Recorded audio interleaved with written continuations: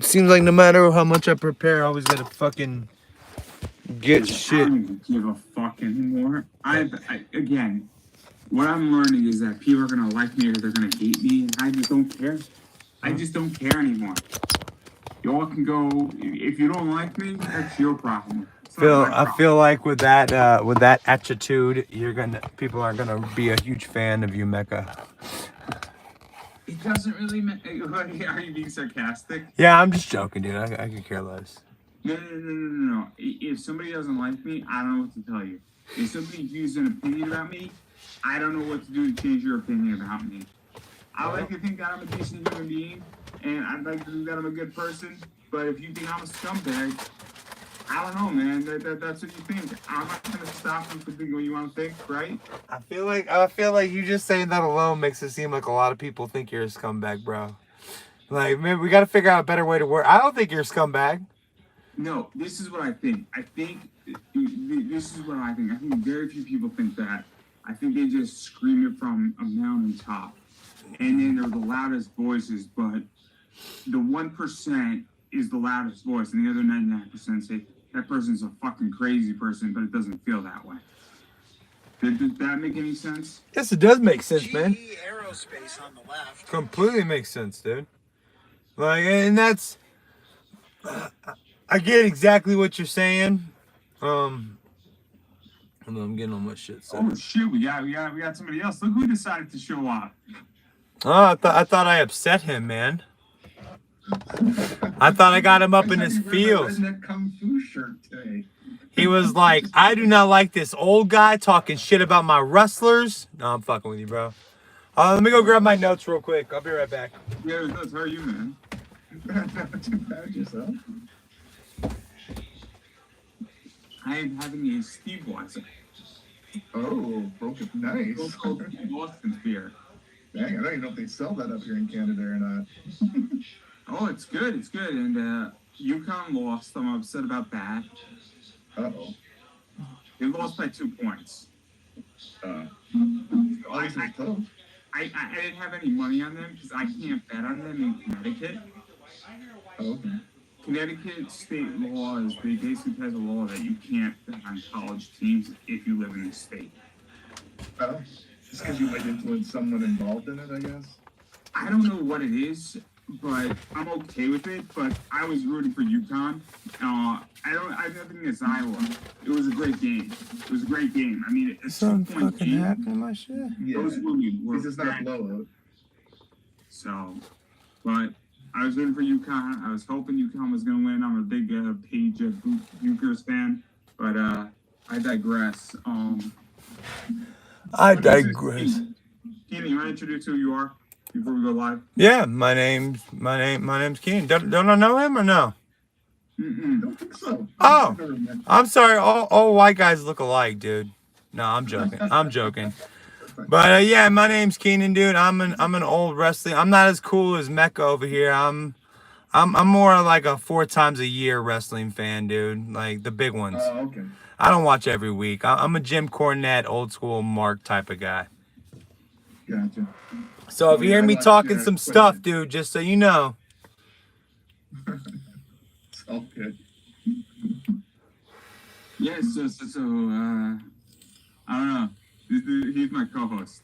And I don't know how we started this, but we just went into it, and here we go. So I know exactly how we started this because I have I don't know. That's how low on the totem pole I am wrestling wise. I don't know anybody that likes wrestling, and when this shit started popping up, I was like, dude, I gotta talk to you about some wrestling shit, dude.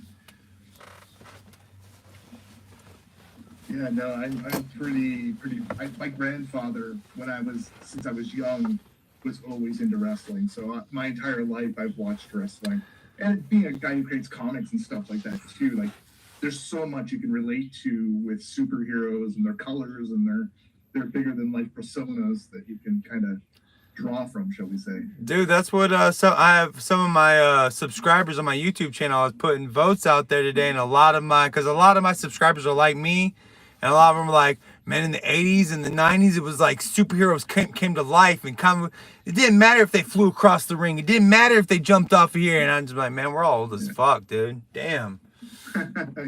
They fly now. That's Yeah. for sure. Oh, yeah. You know that I got to interview the Bushwhackers, right?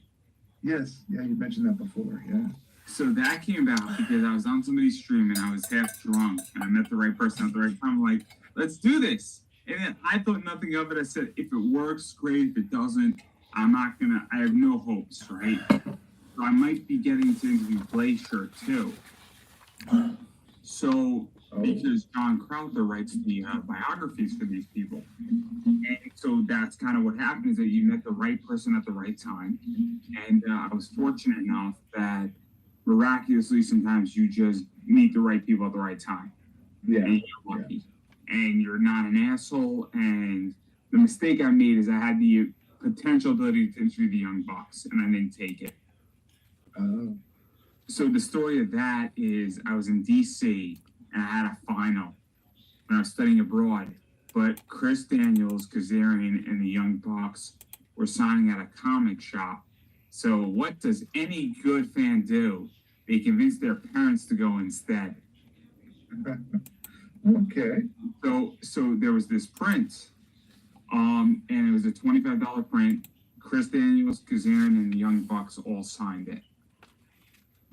And so we used to hang up in my apartment, and I still have it. And they were talking, and basically my parents, there's a picture of my mom and my dad with Kazarian and Daniels, and the Young Bucks said, hey, do you want to take a picture with us too?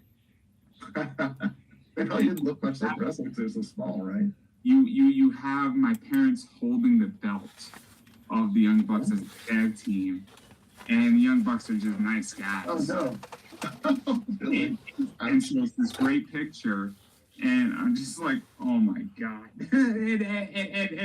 It is the best wrestling story ever, because it's one of those things where it's just like there was like 18 people in this comic shop, and this was right before, I think, Death Before Dishonor at Ring of Honor in New York City, and the comic shop was in Harrison, so it was a train ride away.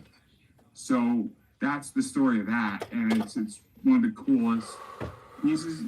A $25 item, awesome Christmas Hanukkah gift, awesome, because it's not so much the money, right? It's the fact that you have one of the coolest pieces, and it was done for this comic shop, which is called It's a family thing too, yeah. And I mean, I bet you they got ripped pretty bad, the Bucks, by Daniels and Kazarian after too. They're in the belts. They have the belts with them, and then they're not in the picture. Oh my god, I would have ripped the hell out of them. No, I mean it's great. My parents took pictures with Chris Daniels and Kazarian, but like it's the idea that Kazarian and Daniels do a comic with Oh Yeah Comics with a guy named Franco. So the reason how I got to interview Daniels and Kazarian is that in that book is both their emails. You want to talk about somebody who reads the back of a comic book who got two massive interviews. That's how it's done. Oh. So it pays to open up a comic book and read it. And I need to speak to Art Belzer, and that used to be my local comic shop. And I love all Yeah Comics because of that, and really cool position, and it just was I was in the right place at the right time. Yeah, you got to take advantage of it when you can. I'm not all dressed up though. Like Lakino's got like the whole tie on and everything there. Dude, this is a fucking shirt I bought off of Amazon, bro. Nice. I just wear the same shit in all my videos so it all matches up.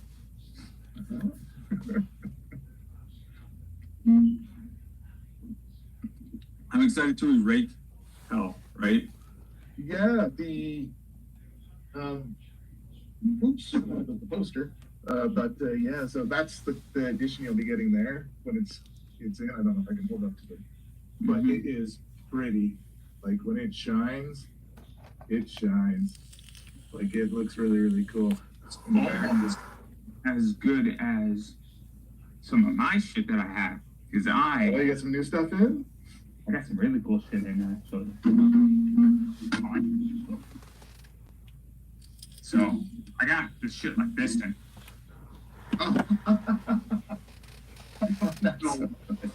What is that? This is Merc. So this isn't basically what I figured out how to do because I'm very clever. Is I get print runs now of people's books. So Mount Olympus it has 15 print runs, right? I buy out all of them. So if you go on Mount Olympus's website and it's just sold out, that's because of me. And then same thing with Merc. I mean, me and Sean, I just interviewed Sean from Comics Elite, and he knew I bought out the print run. So it's not unheard of. And then I was tempted to buy out because Darren Davis is coming out from Tidal Wave on Tuesday. And so I was tempted to buy out the Ryan Reynolds book, but right now I'm having a liquidity crunch in my business. So I'm using that for the next 2 months, and then after that I'm gonna buy out a lot of books. Because once I buy out the book, I control the price of it, and that's what's wonderful. Yeah, it is a tricky thing, though, isn't it? I mean, that's smart. I mean, as you say, control, right? You get control of it for the rest of its existence, almost, I assume. Especially unlimited 10s. Unlimited 10s, unlimited 15s. It's a nice thing. But, like, I bought, like, a third of a print run. I have no problem buying a third of a print run. I mean, Mount Olympus, I bought out 10 of the robes they just released. So basically, unless you bought a collector's bundle, I bought out the majority, and I am the biggest holder of that book on their foil. With X-Men 97 and with the X-Verse coming in Marvel, without a doubt, I'm gonna make a fucking fortune on that. Yeah. And I have a good relationship with Mount Olympus, so I don't have a problem. And I'm hoping to have a good relationship with Darren Davis too, from Tidal Wave. There's certain things I know that are coming that other people don't. They're doing Michael Jordan next. Oh. So they did Taylor Swift and they're doing Michael Jordan. And that book was coming out at C2E2. That's the place to do it, right? Yeah. The only other person they should do at Chicago is CM Punk. Yeah, that would work with him. Yeah. I With an ice cream bar in his hand. It'd be cool. I think CM Punk would be down for it. Oh, he's a big comic fan. Yeah, I mean, his wife makes comics. I was following that before. Like, she has her own comic series and stuff. I was following because I was curious if she was on Twitter or something. Like, if she's someone you could actually. I had a private conversation with her. I had like a 30-minute private conversation with her. Oh, really? Because I donated $250 to her charity. I got a signed copy of her book. And I had a private conversation with somebody else. And I asked her the question, is Coca-Cola allowed in your house? And she laughed. Nice. So I don't know. Let it go. Because CM Punk has a Pepsi tattoo on him. I got the joke, dog. I got the joke, man. I'm The sorry, new generation. I had to ask. No, I got I'm the hoping for these today. I did smile at you. I'm sorry I didn't like uproariously laugh at it, bro. But I did smile when you said, "Is Coke allowed in your house?" I thought I said, "Oh, it's not like a ha ha ha laugh thing, bro." But I did smile at you. Is my video camera working? Shit. I actually sent her a link to one of my interviews because she's a big fan of Lock and Key, and I got to interview Jay Photos, who worked on that. And she actually did respond to the written interview of that. She's like, oh, that's interesting. So nothing else came out of that, but it's nice to know that somebody actually looked at something that you've done. Right. Yeah, and she's probably pretty busy. Like, doesn't mean she doesn't bounce around at some point to see you get in and trigger something too, right? You know what I mean? No. She was talking about comics and what she liked, and she's like, oh, I like Lock and Key. And I'm like, oh yeah, I interviewed Jay Photos. She's like, yo, send me the link to that interview. So it was cool, and she's like, "Oh, I really, really liked that. It was like a 7-minute read, and it was cool." So it's nice that somebody who you like looks at something and is like, "Oh, you're not a sticker." You don't know, really. Sometimes it just kind of, yeah. You never know who likes. Like, there seems to be more and more comic fans out there that surprise you. Like when I saw that she was doing comics, I was like, "What?" You know what I mean? But kind of makes sense. know is that I'm eyeing one person, and I want Tessa Blanchard on my show really bad. Jeez. I don't think it's off the table anymore. I don't think it's off the table so quickly. She when she comes back, if she comes back from what's happened, she has such a bad rep. But, I mean, she was so amazing. She'll be back. It's just a matter of heat coming down, and you never know with TKO. Maybe they would bring her back to the WWE. But she has to do some kind of amendment or something. Like, it's kind of like what happened with actually these guys, them boys. You know what I mean? Like they got in trouble and then they couldn't get on AEW. It took unfortunately the one dying for his brother. For Mark to get on to AEW. Before everybody said, it wasn't actually that bad. They apologized. They did kind of community stuff to understand and learn. Like they did a bunch of good things off of a bad thing, but no one really cared, right? They just cared about the bad reputation they had online. It is what it is. But yeah, I digress. But we should probably start before I get in trouble. Did you get in trouble? Uh-oh. What are you getting in trouble for? Keenan will yell at me. Where the fuck am I, bro? That's weird. He's acting like we got a weird dynamic. We do not have. I would just be like, yo, dude, I gotta go to bed, man. There's no yelling. I'll just be like, y'all continue on. Good night. Y'all can keep going. Yeah. We have too much. You have to kick us. Yeah. I can give a shit less.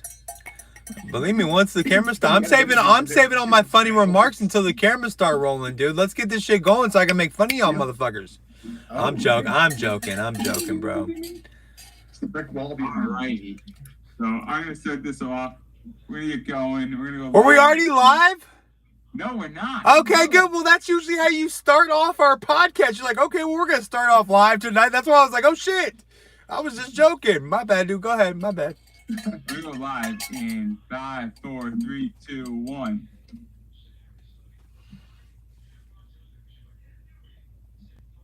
Hey, what's up, everybody? It's WrestleMania weekend. I've been waiting since the Royal Rumble for this.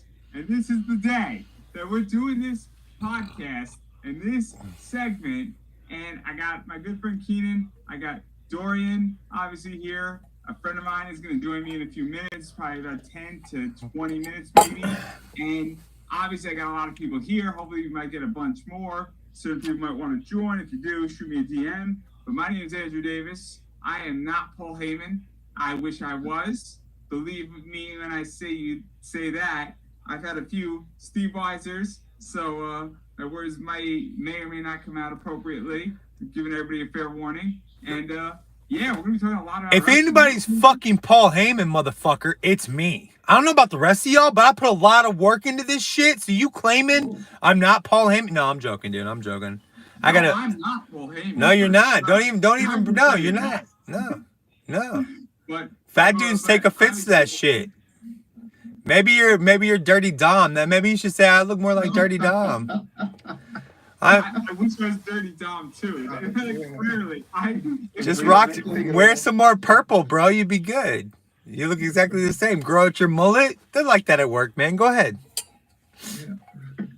Hey, you drink that Steve Weiser. Oh no. So let's move on to the next introduction since Mecca's got to take 20 minutes on this shit. This is Dorian down here. Are you like, I always feel like I get confused whenever I try to do the Brady Bunch shit at people. Yeah, I get mixed up every time too. WrestleMania. Yeah. So Dorian, you're obviously our guest. I think our audience knows Keenan and me. But who are you quickly before we get into breaking down WrestleMania? Yeah, so I'm Dorn Corcoran, creator of WhiteFireComics.com. So I have a couple little series going on, Raquel, a horror series, and the Forsaken Future sci-fi dark future series. So that's what I do in my part, but I'm also a lifetime wrestling fan. I grew up with this stuff, and I watch it quite regularly. Maybe a little too much. My favorite thing to do when I'm working out, actually, is watch a little wrestling. Wrestling. You can hear it in his voice. He's an old school wrestling fan. Not like you, Mecca, I like sports entertainment. I'm a wrestling fan, sir. No, I'm joking with you. So let's get down to That's okay. brass tacks. You young buck. I So- can't believe you. so- The fact that you even brought up the Young Bucks makes me never want to do another podcast with you again in my life. Like, Yeah. I was so close to the Young Bucks. Hey, Hey, I thought they were going to do something with this new gimmick, but it already feels like it's dying already now that Sting retired. So AEW dying the slow death. It's going out like WCW did. Only WWF is not going to want to buy any of their shit, unfortunately. So that's how I feel about I'll be AEW. honest with you. You know what I think is going to stand the test of time? I like Impact. I think Impact is a real company, and I think that they put on a good product. TNA, right? TNA? Impact, Yeah, I mean, it's been on for like 2 decades now, right? Or some shit like that. I mean, but with all that recent controversy, like with Scott D'Amore getting like going on, and like everybody, all the wrestlers are rebelling. That's probably the worst place right now I would want to be. Like it's a mess there, from what I hear. Like that's why they have all that hourglass thing they were putting on Twitter, and like almost like it was a countdown to destruction. Or it's all a work. Some people are saying it might be a work. But I make an argument for Impact TNA, where I think the best thing they've ever done was being on Twitch for free every Friday night. And I'll tell you why. I think that was one of the best things. I think them being on a network is kind of regressive. It might be a good way to put it, is they were giving a free product out that created social engagement at 10 o'clock at night. where all the kids go. What are you saying? Where all the kids go. That's like the one thing you're leaving out. They put a free product on a platform where all the kids are cool to go. That's old people like me don't hang out on Twitch. I'm not playing video games talking about that shit. I was not on Twitch, right? And then Impact is free on Twitch, and now I'm on Twitch, and guess what happened? Now Twitch has a bunch of people, and the best things that I used to get, I used to come home from work on my Friday, I would stop, get my dinner, legitly at the restaurant below my apartment, and then I would order some alcohol, and I would play about 3 hours of Overwatch. 10 o'clock comes, I'm saying goodbye to my Overwatch friends, and I would interact for the next 2 hours with every single wrestler on that, and that's why I think it was so smart. Because now you're getting an interaction on social media, on a platform, both on the Twitch platform and on Twitter, every other position, and your audience and everything else, and you didn't compete with Impact, and I'm sorry, not Impact, you didn't compete with SmackDown, and you were in the clear where everybody, you were in the right time slot, and they went to network, and now I have to pay for it, and I don't get it on Sling. I'm not interested. And that's what I think the biggest mistake was. And I think it was really, really regressive, because I thought that they should have taken a sponsorship position and said, we'll be on Twitch and we'll be free, and we'll get massive sponsors and interaction, and our wrestlers will get more positions. That's how I discovered Jordan Grace, right? And that's where I think they went wrong. But that's just my opinion. And I think they should go back to that. Because I don't think the future is networks. I think it's streaming. well, I think the WWE's kind of confirmed that by going to Netflix, right? That they're playing with Netflix. But I mean, Impact sounds like it's in so much trouble. We'll see the next 6 months. It's going to be big for them. Let's see what they figure out with this. I mean, they were on a rise. They were doing good until, Scott D'Amore wanted more money and he wanted to make it bigger. And they said, no, we just want you to fill a slot for us on TV. That's it. We don't want you to be too big. We don't want you to be anything more than what you are. And I think that's what really upset the wrestlers in their locker room, right? They let go of the guy that built it up and wanted to do all this with them, and now they're being told, you're good enough. You're good enough as is. Have a good day, Good day to you, sir. Hire Scott D'Amore.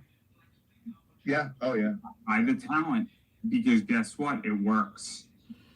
It works. And there's an SNL sketch with The Rock where he's asking for a certain medication. And he's like, I can read people's minds. I get the night sweats. Sometimes I wake up with driving a stolen car. But it works. And it's one of the best SNL sketches because it's hilariously funny. But it's so true. And that's the point. WWE should hire Scott D'Amore because they did the same thing with Cody.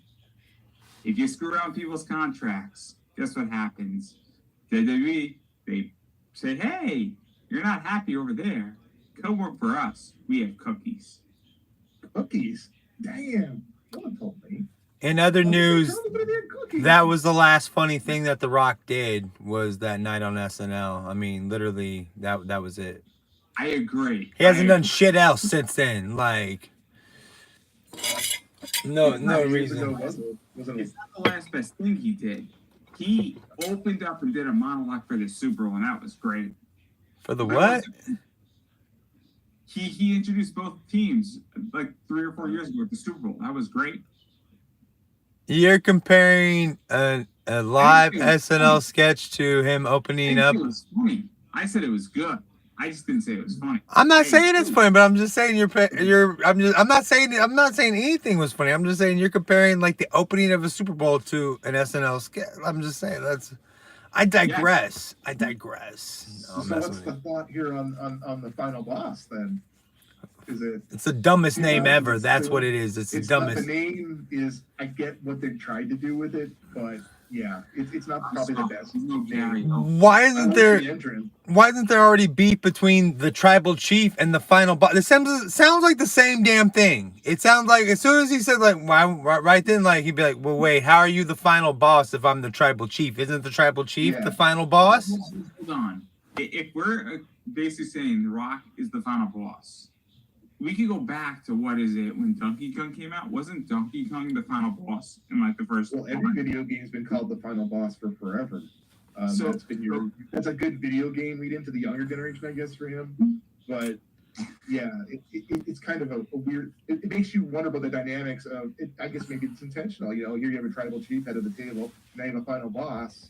Final boss always is going to beat the last thing in a game that you're going to fight, right? So if you look at it that way, then he should be technically saying he's better than Roman Reigns, though he's still listening and being underneath Roman Reigns. So I think they're trying to build up that eventual fight again. Is Roman Reigns just absolutely stupid as hell and doesn't understand like the difference between final boss and tribal? Like there's like, just to me, it's like final boss means, okay, he's the biggest thing out there, Roman. Yeah. So, I mean, like, I like all the attention. I like whatever they're doing right now. I just don't like how thin it fucking feels. Like, why just send fucking Rock home? I don't care if he's on WrestleMania or not. Like that, I think that was their biggest mistake was, okay, let's just send Rock home. Let him go and learn a new move and then come back maybe during SummerSlam after we get this whole Cody thing figured out. Yeah, well, we're about to learn a lot in that match tomorrow night. I mean, he's in his 50s now, right? Oh. Yeah, I'm in my 50s. So, I mean, having him perform in that situation, we're going to see if he's got anything left or if he's just going to be a slow slug in there. So, we'll see. I actually asked our subscribers today about if they thought that The Rock was going to have a decent match and if he was ring ready. And there was like, a lot of people don't think he's ring ready, but a lot of people were okay with it. I don't know where I think he's too old for that shit. He's gonna look like Danny Glover trying to fight Mel Gibson and Lethal Weapon. They did a good job bringing Stone Cold back. Stone Cold didn't do anything though. Stone Cold knows he's half broken. Yeah. Kevin Owens is. Also with Kevin Owens. Kevin Owens was the perfect person to do it with. Yes. Because Kevin Owens is an amazing wrestler. Kevin's team in Ring of Honor with, Scum and all that stuff. I mean, Kevin Owens knows how to carry somebody and make them look like $1 million. Yeah, but how long was that Stone Cold Kevin Owens match though? It wasn't like terribly long. It was like a couple stunners, boom, out the door, right? It was also all over the arena, so they had a lot of freedom where it wasn't a wrestling match, it was just a fight. The Rock, it was a no holds bar fight where they could do whatever they want. They could have taken rests in certain positions. They could have done. They had a lot of maneuverability. That's like that Undertaker match with him and the other dude at the gravesite. Yeah. That's. I think The Rock's gonna want to go out there and do like a real wrestling match. And there's a difference between being really in shape and being in ring ready shape. Like I'm thinking he's gonna blow out all of his gas by 10 minutes. He's just not ready to, huh? Get some weird injury. Yeah.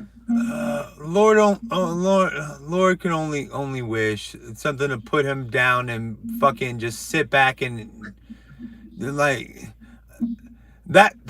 The best thing would be if Triple H got back into ring shape and we brought The Rock and Triple H back. That would be a fucking match I'd want to see. Last time he was in the ring. Huh? Oh, Triple H looked horrible the last time he was in the ring. I forget when it was, but he was so Well, and that's what I asked people. I asked people, do you think, like, how bad of a match do you think this is going to be? I brought up, like, Shawn Michaels versus, like, I mean, just terrible matches up there. And people are expecting a kind of bad match. The concept of it. I just don't know if The Rock can perform. We won't know. Like, I mean, how many people cover for him somehow? They have a plan. I can't remember any big time tag matches. I mean, I know he's been in tag matches, but nothing that's like stood out to me like, oh shit, that was a good match, Rock.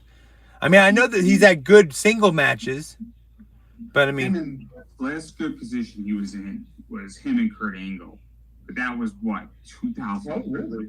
I don't remember it. I didn't even know that. I instantly go to Mankind. That's a good one, Rock and Sock Connection, but yeah, that's kind of a jokey joke. So if we're gonna do the head of the table and the final boss is a joke, then that could be entertaining. I'd be down for that. But it's not. That's the problem, is that they're going along with the idea that it's not a joke. No, it is a joke anytime you put a 50-year-old fucking man in the ring. It's a joke. It is a joke. Okay. It is a joke. Jericho's past. I'm gonna get in trouble for this one. But Jericho's past his prime, and he's still soaking it up. I think me and Dorian should fight to get some fucking laughs. Let's do that. We're a couple 50-year-old guys. Let's go, bro. Let's go. I'm 41. You're 50. It's nothing, dude. We're two old fogies. Oh wait, 49. Come on. I said 41. I'm 40. I might look like I'm 65, but I'm only 41, bro. 41. Oh yeah, you still have time. I'll be honest. If we formed a tag team, I have a very physical disability. Keenan looks like my grandfather. And I'm not going to say anything bad at you, Dorian. Well, hey, you got to make it work, right? You got to come up with a plan that makes it happen. I will hit y'all with an illegal object as soon as we start this shit. Yeah, you got to find out how you're going to get over, yeah? I tell my stepsons that shit all the time when they act like they want. I'm like, dude, I do not fight clean. I will knock your bitch ass out real quick. Do not play with me, dog. But all right, so we jump. That's the final match of night one, right? The Rock. Does anybody have like the rundown of all the matches, the card? I've got it right here. It's subject to change, of course, but I've got something right here. Where the fuck is it? Yeah. So what's going on night one? Because I have my thoughts on what's going to happen. This is what I got on night one. On night one? I wanted to ask a question before we got to the rest of this. Did anybody see Paul Heyman's speech? No. I haven't watched that yet. I thought we were going to talk about that like after actual WrestleMania, because I haven't watched him yet. Then I'll just say this: I thought he did a fantastic job. That's all I'm going to say. I don't want to ruin too much of it. I thought it was one of the best Hall of Fame speeches that's ever been done. I watched it. And I thought it was great. Okay. His was great.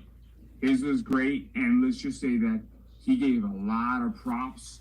And them doing him in Philadelphia, where ECW was, best move WWE has ever made. I never thought of that. Best move. Right. Undeniably.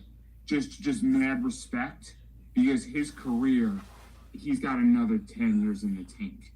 Easy.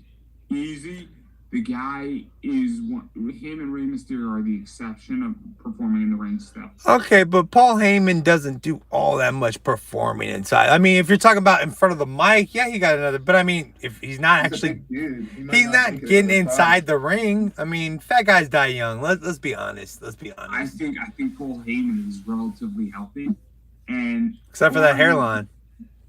It's fine. But I'll give you that.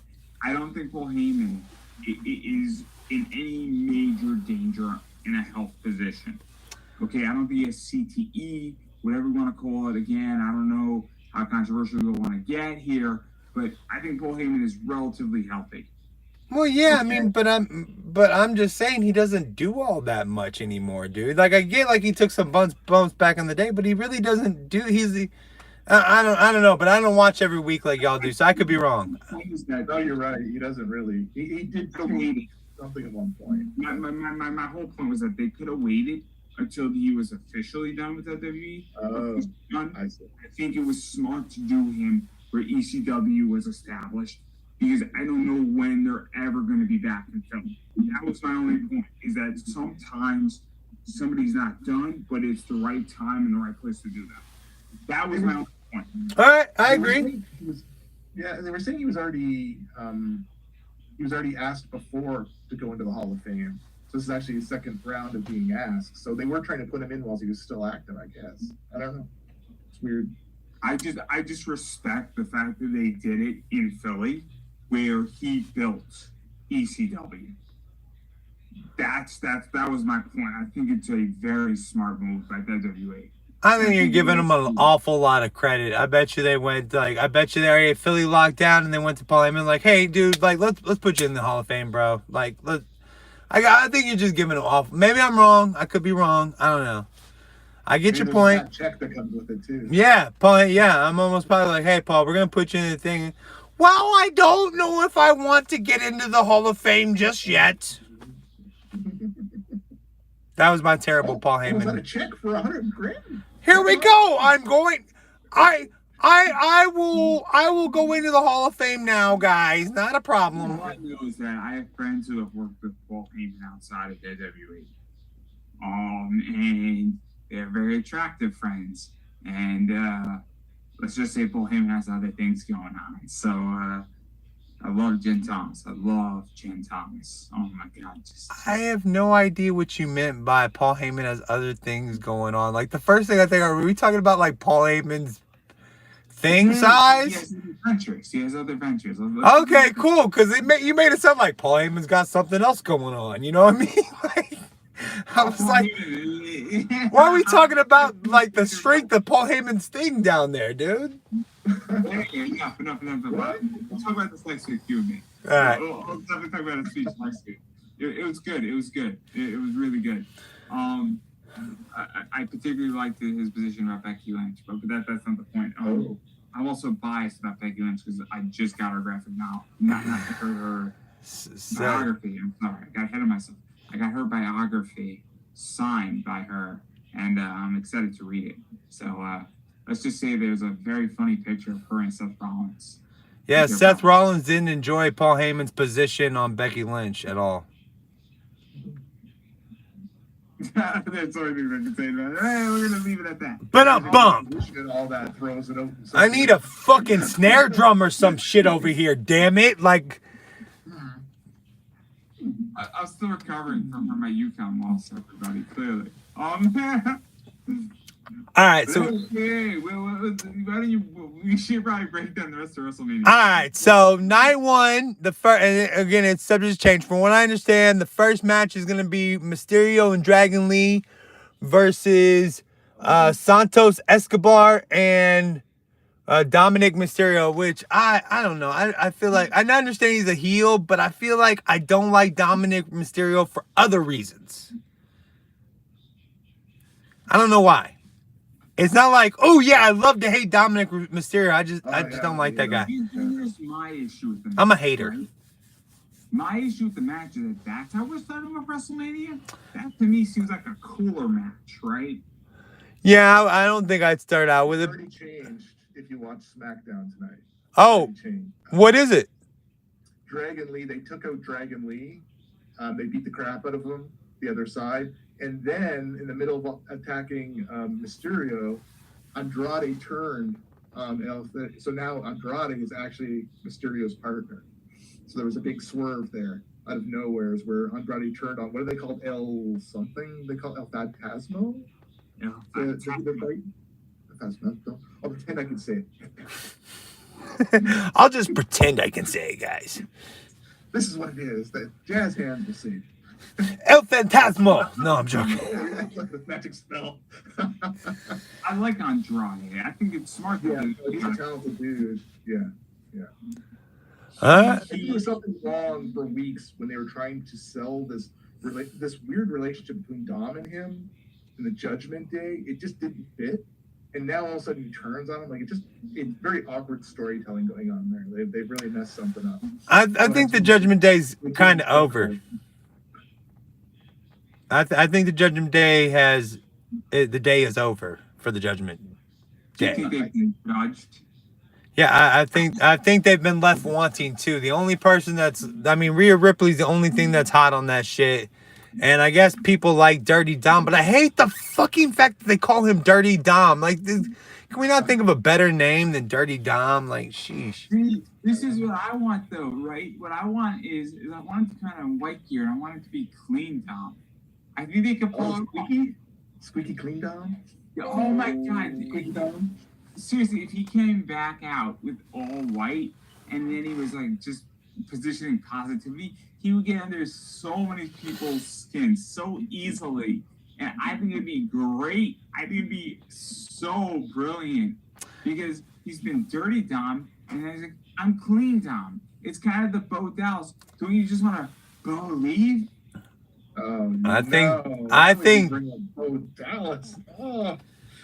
Thank God I don't know what the hell y'all are talking about at the moment. It doesn't sound like something I want to know about. Yeah, be happy. Yeah, no, I don't want to know about. Don't get Mecca started talking about that shit because he'll explain it to me. All right, so the next match is Bianca Belair, Naomi, Jade. Guess what? I don't care. Guess what? Damage Control versus Bianca Belair, Naomi. Y'all can talk amongst yourselves. Go ahead if y'all give a shit about it. Again, this is my problem. If this is the card, we go from the LWO versus El Fantasma or whatever it is, and then we go to that match. To me, it seems like we're kind of revving up a lawnmower and we're just pulling the cord to get the motor started.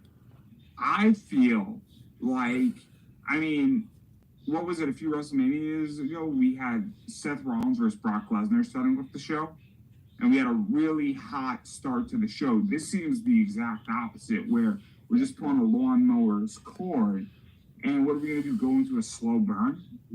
Like, They got two nights. I don't get it. Well, they say that the first one's the important match. You either want to be first. And someone was talking about the order of what you want to be in one of the stars of them. They say the first match is where you want to be in. The last match, not even the second last match. You want to be either first or last. You want to start it off or you want to end it. Those are the important parts. I was having a conversation with a guy named Alec Price as a wrestler, and it's really important if you're the first match out that you don't exceed on a show the main event, but you also set the tone. So you might not want to go and say, I'm going to have the best match on the card, because you definitely want to give room to somebody to, I guess, succeed you, for lack of a better word. So Brock Lesnar versus Seth Rollins, what was it, 3 or 4 WrestleManias ago, the main event exceeded that match. But they definitely set the bar and they set the tone. I feel like if we started off with LWO and Rey Mysterio, we're going to set a tone of how the show's going to go. But, I don't have a problem going to Jade Cargill and Bianca Belair and Naomi versus Damage Control. That, to me, is we're just cooling down. We're coasting. We're going from a semi-hot match to kind of coasting to set up for the next pop, which I don't know what the next pop is. But to me, the way a show should run is that you either have 2 major pops in a row, you got a cooler, and you reposition it because you want to control the crowd's reaction. What if they're already expecting, like you said, you don't want the first match to exceed the last match. Night 1, do you think WWE on a whole is expecting that last match on night 1 to be crappy? Or maybe they got some swerve or some shit where they're not even gonna really have a match. Oh, we did all this. Seth Rollins is kind of hurt. He's already got to fight. He's got to do another match with Drew McIntyre the next night. Maybe there's some type of swerve or some shit going down. Let's start out slow, because all night it's going to be slow, and then it's going to be really big the next night. Because I don't think they've fully figured out this 2-night bullshit yet. I don't think they got that figured out yet. That's a fair point. That's a fair point. It's I fucking brilliant, Mecca. Don't just come on. It is brilliant. No, I'm messing with you, dude. I'm joking. No, I actually have to think about it because I think they figured. I mean, during the COVID era with Sasha Banks and Bianca Belair, I think they figured out night one really well. As I really do think.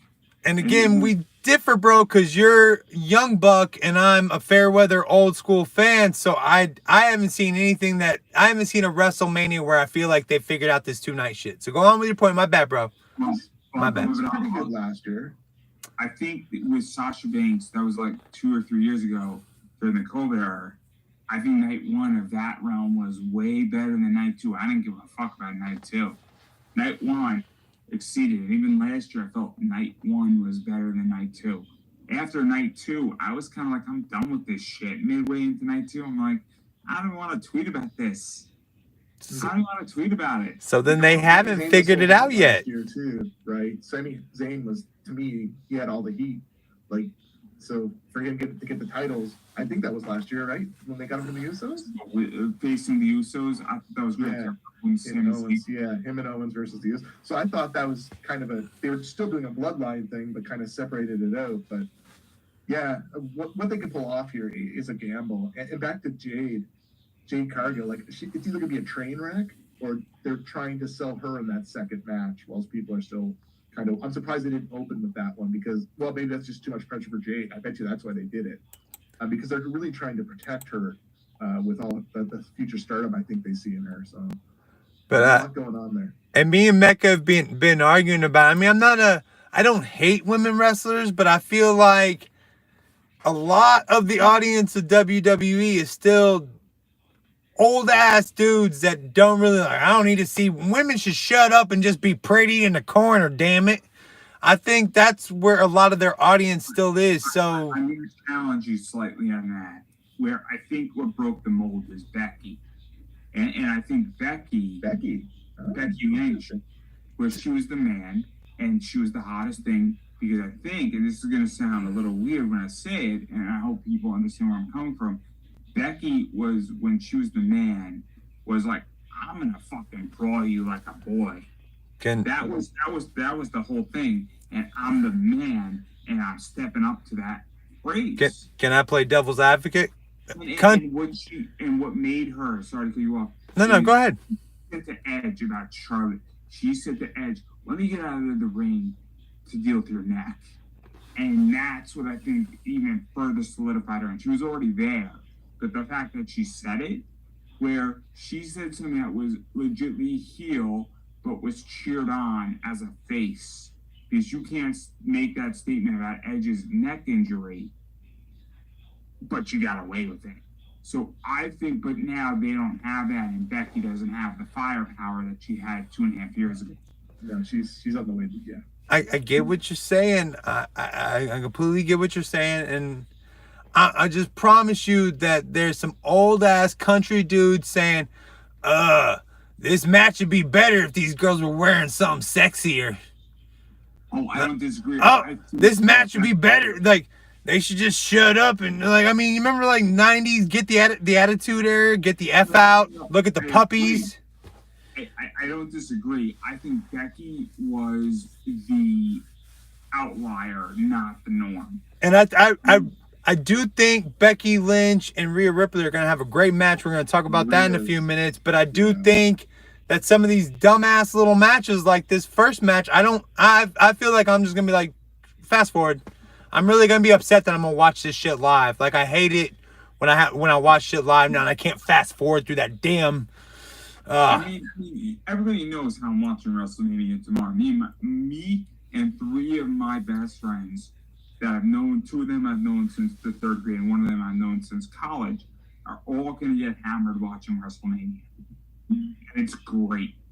So, again, we're going to be watching this, and we're going to be completely shit-faced by the end of it. And they're probably going to be sleeping over, passed out on the floor in my living room watching it. And it's going to be great.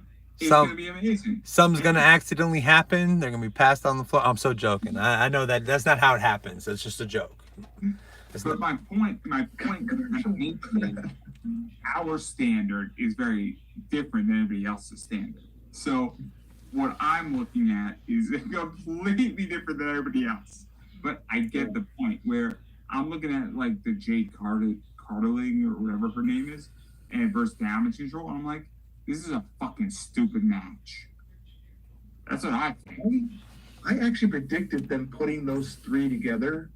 It's almost like, it's kind of weird. It's to say it, and maybe it's not a nice thing to say, but they're putting all the black girls together, they're putting all the Asian girls together, and creating packs out of them.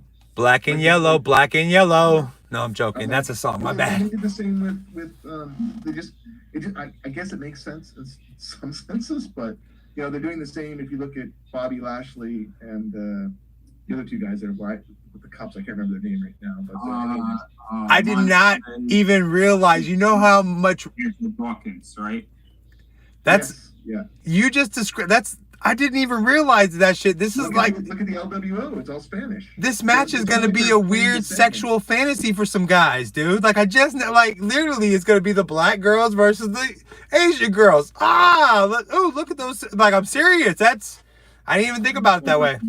The shit right there. It's gonna. Now I'm even more excited for this match. Now I'm on board, guys. I'm on board. Let's go. No. Come back in a minute. I am halfway through my Broken Skull Ranch IPA, and I definitely need to get through the other half a lot quicker now that I've come to the conclusion. All right, so we got black and yellow fighting it up first, and then I am so gonna get canceled. You're not gonna get canceled. Blame it on me. Blame it on me. Then we got Austin Theory and Grayson Waller versus. This is a garbage match. Pete. Oh yeah. Are these those London guys again? Or the English guys? This Pete. Republic. Yeah, is that it? I love it. I'm sorry. I love the name the Catch Republic. Because it makes you want to start a country, right? Like, I genuinely want to start a country called the Catch Republic. You give a passport to somebody.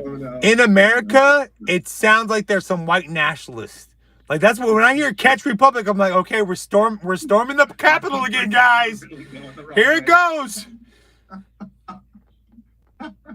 I could see them storming Parliament. I really can. Like, in America, we don't get it. It's like a football club type of fucking thing. Like, it's so crazy, man. Like, we're from the Catch Republic, mate.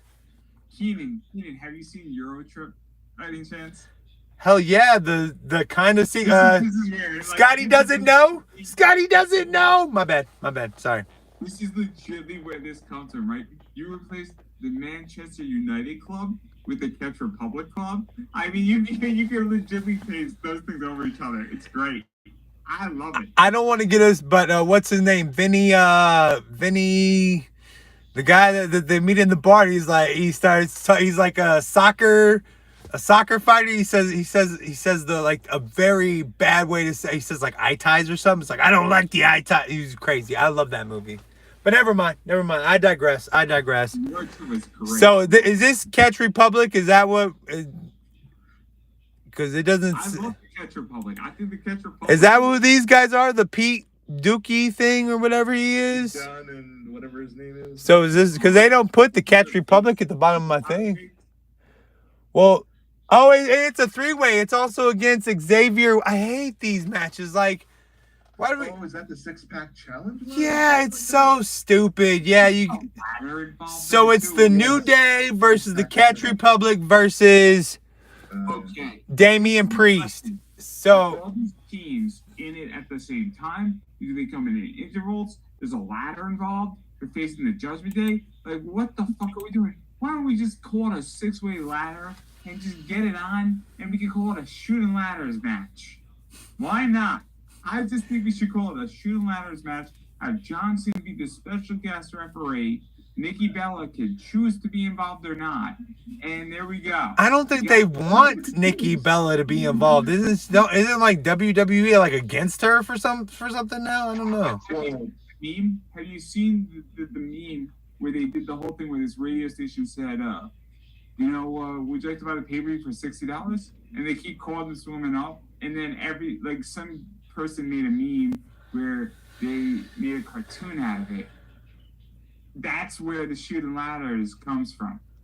And that's the whole joke of it. I get it. That's why I want Nikki Bella in this match, because it'll play to the joke. It'll be hilarious.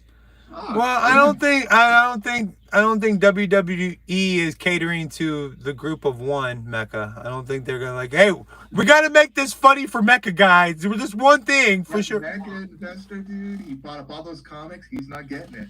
This motherfucker and all his comics. We gotta make him happy if we want one. No. My vote matters because I'm a shareholder of this company. Oh. So my 143 shares definitely want to sell. I can promise you that. I bought in at $9 a share, and everybody said I was wrong. Boy, were they wrong. You can't see me. I can see you, and I still... Where's your shares? All right, so the winner of this gets the undisputed... Do they get the... Yeah, they get the undisputed... So they get a championship belt for the... This sounds stupid. Yeah, this is lame ball. People just throwing a bunch of stuff together because they want to get on WrestleMania. This is what I wanted, right? Aren't the Miz and R-Truth in this match? Yeah, the Miz, R-Truth. They attacked them last week, didn't they, or something? Johnny Gargano, Kofi Kingston. I mean, this just sounds stupid. I don't like this. Why? I mean, is this going to be like a 25-minute match where we just get a bunch of high spots? So, real quick, how long do you think, up until this part of the night it'll take? Do you think I could tune in at 8 o'clock and catch the Usos? Because I don't even know if I care about the Usos that much. It has no real backstory. They just came out and oh, we're gonna fight now. Why don't you put some... Let's put it this way, this six-pack challenge. So the average entrance is gonna take what, 2 to 3 minutes, right? We have 6 teams. That entrance is gonna take 15 minutes. That's what this match is really for. Fuck no. It's a 25-minute match. And this is a 40-minute spot. And here's the kicker, right?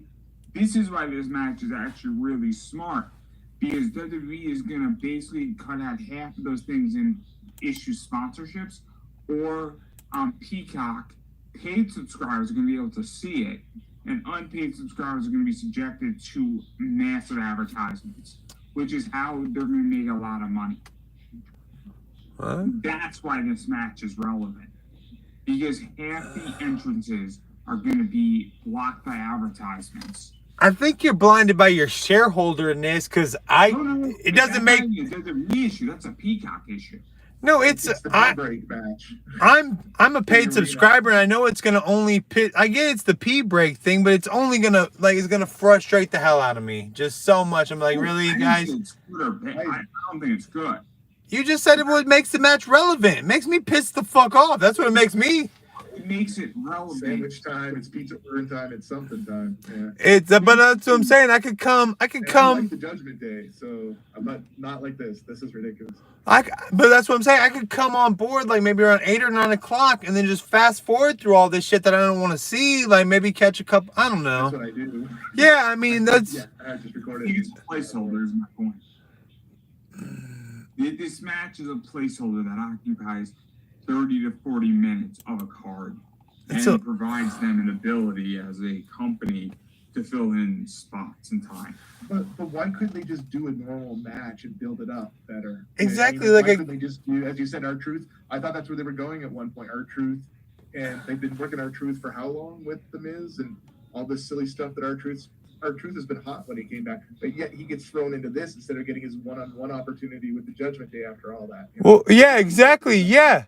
You could put R-Truth with, I would put him with anybody but The Miz against this tag team group of the Judgment Day, and that'd be a good match. Yeah, they used to be a team, so that's why they. No, I get that. I get all that. I'm just saying, I don't want to see R-Truth and The Miz anymore. That's just begging. I see. You're sick of yeah. Well, we already know that they're gonna argue. It's gonna be a whole Shawn Michaels, Marty Jannetty situation. That's what they're pulling for on that. I wanted to see a real match between JD McDonough and R-Truth. No, I think should just go. And I want to see something, not necessarily at WrestleMania, but at Elimination Chamber, right? I thought that would have been smart. And then I think R-Truth was the best thing for the Judgment Day. Because guess what? Yeah. I gave it to him when R-Truth was in the Judgment Day, and then he wasn't in, and then he was in it, and then Damian Priest was like, I kind of like you, R-Truth. And then he's like, you're kind of funny. And this is a good idea, Rhea. I thought it was great. And I thought R-Truth made the Judgment Day relevant. They added comedy, but R-Truth is a They good were stale at that point. They needed a kick of some sort, and that's what R-Truth gave them. And they needed to extend it. They and then you could have created this position where R-Truth could have fought with the Judgment Day at WrestleMania, take off the belts from Finn and Damian, let Damian cash in on Seth Rollins. Damian leaves the Judgment Day, Finn's stable, and then the problem with this whole thing is Money in the Bank's coming up. He's still got that. So maybe they're trying to hand off the belts for him to do something too. Yeah. There might be a bigger plan here to hand for an excuse not to weaken the Judgment Day, but have him get rid of the belt so he can get maybe Rollins. I give that, but then give it to R-Truth and somebody. I mean, R-Truth and one of the dudes from the New Day would have been better than the Miz again. I mean, if we're linking up black with black, if that's where we're going with WWF, like shit. But you could have just taken the Judgment Day and R-Truth and tell R-Truth, hey, pick whoever you want. They could have told R-Truth and they could have made everybody think R-Truth's gonna pick the Miz. I'll tell you who they should have put R-Truth with. MVP.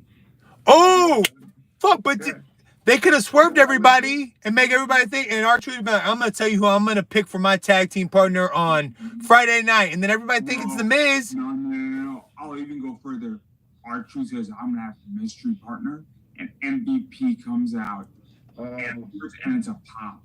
His MVP's been gone, and there you go. And now you have what you need. Can't wrestle anymore. But yeah, it's a good idea. And you show a picture of the Miz like getting ready, like, you know what I'm saying, like getting up, like, oh, and here's the partner, and like then you see MVP pass him up, and Miz is like, what the fuck? You know what I would have done? I would have totally hit it with a comedy idea. I would have had him pick JD McDonough as his partner. But you know how he's messing up all the time when people are, and have it be somebody totally who doesn't look like JD. He's just this giant person who comes up and gets the car out of them. Crazy with the Miz. R-Truth and the Giant Gonzalez. I would have had the Miz on commentary during that match. Yeah. So now you get the Miz supporting R-Truth, doing commentary. You get the Miz's credibility because the Miz carries a lot of weight in WWE right now.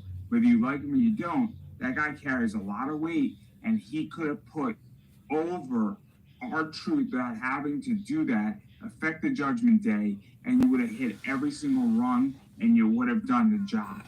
And it would have been great because, but here's where I think the Miz is in that match. The Miz's contract might be up soon, and WWE might need to maintain him, and they can't lose the Miz right now. There's a lot of people WWE can lose, and TKO can lose. The Miz is not on that list. And you got to take care of the guy. The guy is legitly, if you piss off the Miz and the Miz went to AEW, the Miz could save AEW without a doubt, single-handedly. Wait, what? I don't know about that. Wait, yeah, okay, wait, really? Because I know the Miz has been around forever, but there's no fucking way that the Miz is gonna save AEW. The guy's name is the Miz. No, I wouldn't. Hear me out. I don't think anything can save Crazy. AEW. The Miz, legitly, there are about 7 gears that WWE cannot lose. So John Cena is one of them. Charlotte Flair's another. Without a doubt, Seth Rollins, Becky Lynch. The Miz is another. Alexa Bliss is the 6th, and the 7th is Randy Orton. Bliss hasn't been around for a year. Yeah, and John Cena's barely in. I've even talked to her. John Cena's barely in it. So let me explain why Alexa Bliss is relevant. Alexa Bliss is the type of person, much like the Miz, you sent to the Country Music Awards, who WWE has a presence because it works. So when you need to have somebody on Jimmy Fallon to do Blink 182, the mic thing that they did, who was there? The Miz and Alexa Bliss. Because they work and they're relatable. to the rest of people outside of WWE. The Miz is a very complicated asset for WWE because he is extraordinarily Hollywood-esque, and he relates very well on late night talk shows and doing bits that get into those micro pieces of content. Same thing with Alexa Bliss. He can't turn it up. Either one of them. I have never seen either one of those people pop up on my YouTube feed of a clip like, oh, you got to check this out. I just don't think the Miz is as big as I think WWE could get by without these people. I don't know if they can. I think Miz was gone for a while, and I don't think too many people. His Gunther recovery showed how flexible he is and how good he is at filling into a hole. But as for him running anything anymore, I think honestly his time's been done for a couple years. He was lucky. Nobody. As much as I liked Alexa Bliss at points, she hasn't been able to hold a steady role with her concussions and stuff for years. She's been out for a year or a year and a half. And then she had concussions before that, I think it was, and then she was out before that. So she just had a baby now, right? Yeah. So naturally, I don't expect her to be back so quickly, right? Tell me what she was doing before that. She was in the Bray Wyatt thing. She was making that baby, bro. That's what she was doing. That was years ago when she was popping out of the box and stuff. She wasn't involved in the latest Bray Wyatt. Nothing ever happened there. Wyatt died. Maybe she was going to come back. But she hasn't done anything relevant. Like, she did that whole psychological thing with her brain and all that stuff. Like, she's seen a psychiatrist. But that wasn't even wrestling. Like, she hasn't wrestled in any serious fashion in years. I think the WWE, we're talking about a company that's getting $1 billion for a year's worth of TV. I think they're going to make it no matter what, dude. Jade Cargill's the star. Like, if they make her into what they're planning to, she's going to be pretty relevant. I just think that I could surrender on the Alexa Bliss position. I think if they lost the Miz, it'd be problematic. Miz is a tricky one. But I don't think his wrestling he's always been called, I guess Daniel Bryan called him a very soft wrestler. But he would tell you he's a workhorse. He always gets things done. So it's one of those things, they're both right, but they both have their advantages. I don't think he does not want to lose the Miz. Let's put it that way. No, I don't think they want to lose him, but I don't think that he's a star wrestler. He's not even like in their top 5 to 7, I would say. On the show. Because, again, I think this match is dumb. Okay, the ladder match is just a match. We're going to have high spots. They're also going to take the belt off the Judgment Day. And this is a way to do something in a cleaner way, in which that it's time to kind of flush and move things out and get a championship belt, but also give them a cop-out. This match allows the Judgment Day to get a cop-out. It's probably going.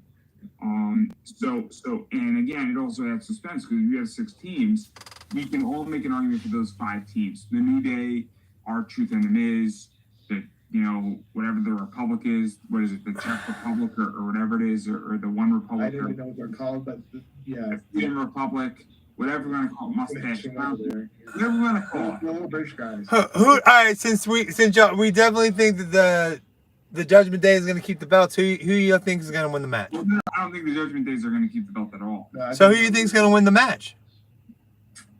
Honestly, I think the best people to put it on is R-Truth and The Miz.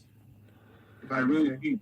I think that's the best people to put it on. But you've definitely drank the Miz's Kool-Aid on something. You definitely go all up in the Miz's. I think you put it on, what is it? Theoretically, let's say we take off my pick. I don't think the New Day would be a good option. What about those young guys, those new young guys they brought from NXT that are supposed to be so hot? Are they in this match? Creed Brothers? Are the Creed Brothers in this match? Yes, the Creed Brothers. I don't have a problem putting the belts on the Creed Brothers. I like the Creed Brothers. I think that might make sense too. If Alpha are in there, I think they are, but 100%. Let's say Alpha Academy I don't know if Alpha Academy is in this. Putting it on Alpha Academy might make sense because that's kind of fun, and we get a little bit of goofy tag team stuff in there. But we actually get a tag team that hasn't held on to something, and we open up paths. But again, we just need to get the belts off of the Judgment Day. The more we talk about this match, the more it makes me like feel my beginning point. I don't give two shits about this match at all. Yeah, it's one of those ones that We spend 20 minutes talking about this match, and the more we talk about it, I'm like, yeah, I definitely don't care about this match. He doesn't deserve you. Probably No. All right, so the next is the Usos. We got Jimmy and Jay battling it out like we've all been dreaming of for years. Again, this night is just kind of a crap night to me so far. And that's a dream of theirs to fight at WrestleMania, and they finally got it, and this is what they got out of it. And they put nothing into this shit. There was a mess up graphic last week. I think it was on SmackDown it was obviously SmackDown or Raw, but where it actually showed Solo versus the wrong Uso brother. Jesus. And I was like, what's going on here? And then they fixed it this week so that it's the right Uso brother and Solo tonight. So I think WWE is so. Thanks for letting us know, Mecca. Like, weren't me and Dorian right in the middle of some shit? No, I'm joking with you, dude. Nice. So this is Josh, and we're talking about the Usos match. That would be a fun one. I'm hoping it opens one of the nights. I'm hoping night 2. No, this is like we're deep into night 1, and the Usos are coming up. Card, it seems. Yeah. So it's Usos are night 1. I wasn't sure if they were night 1 or night 2. Let me tell you. No, they're night 1, and they're coming up towards the end of the night. But they're like, they're third from the end. Okay. Jimmy needs to win. Jimmy, interesting. Jimmy needs to win. Jay doesn't need it. Like if you're looking at it from I think the Bloodline are going to lose both main events. I'm just going to tell you that right now. That's my belief. Oh. There's a couple reasons for that. So the Bloodline as a faction needs a win somewhere on the card. I think this is where they're getting their win. See, I would have guessed they're going to win night 1.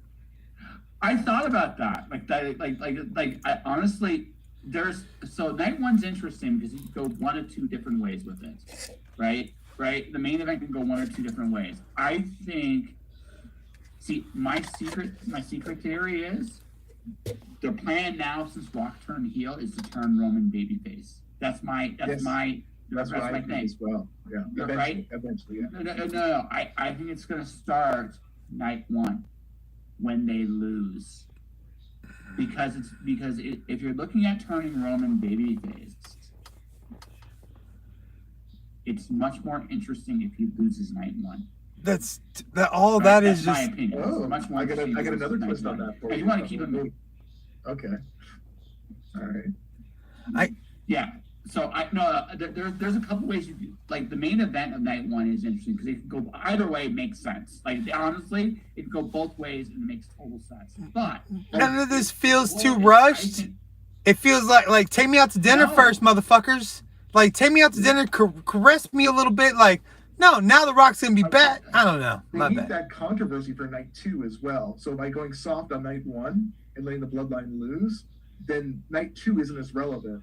In a sense, because now nobody wants, with all this going on, it to just be a straight up match between Roman and. But what if The Rock cost Roman the title?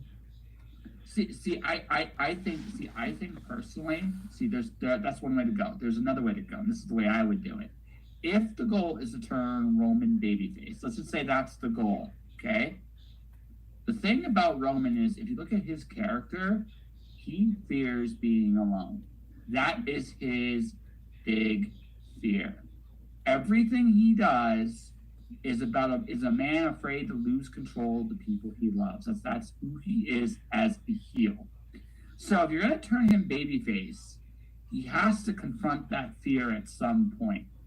Now, one way you could do it is have them lose night 1.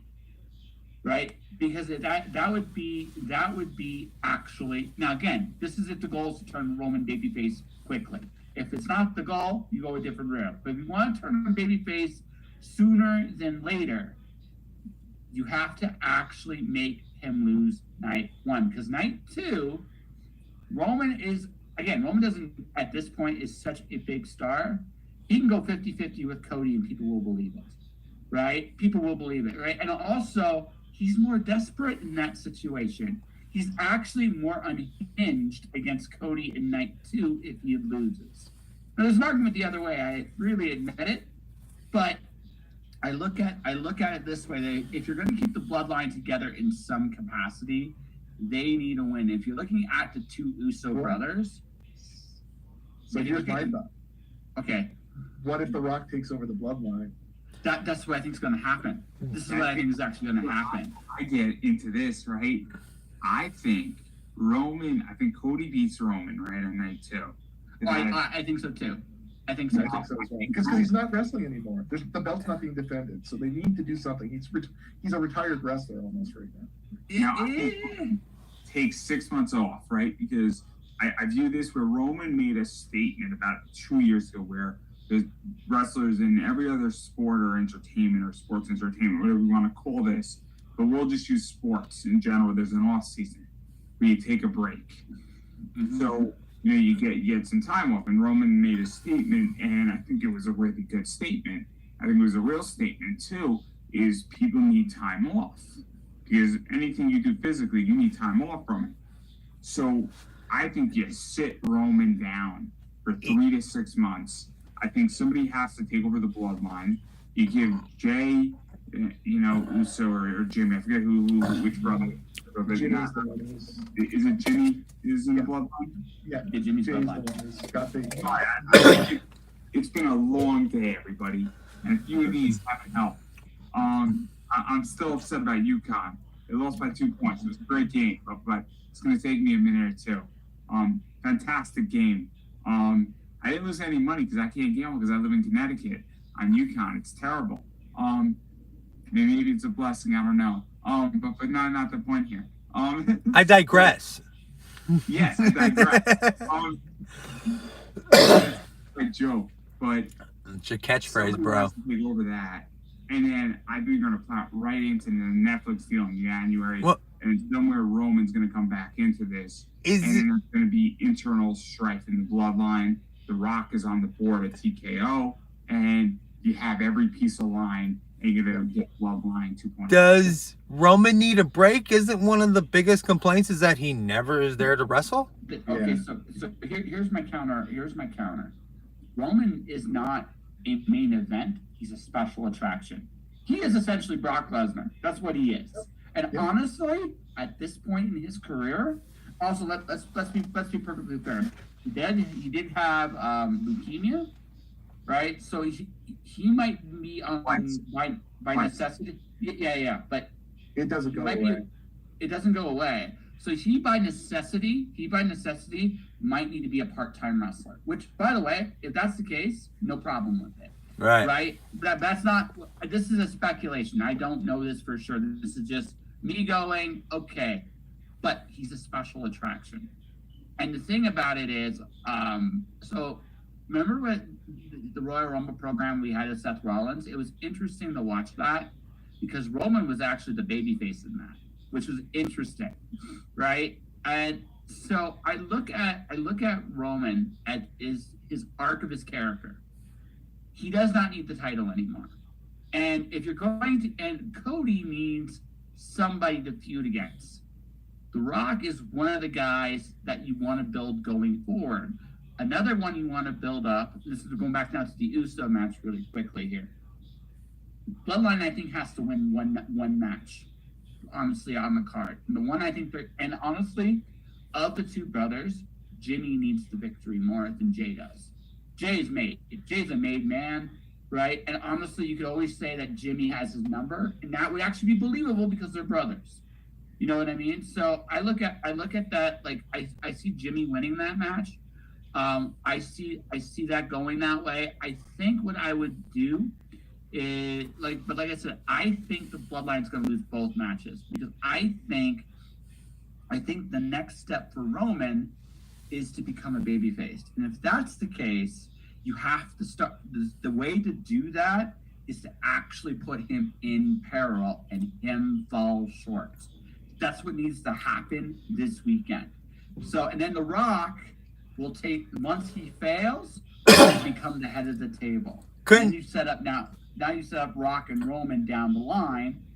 And you also now have a mega heel for Cody to work with in the interim while you're building that up.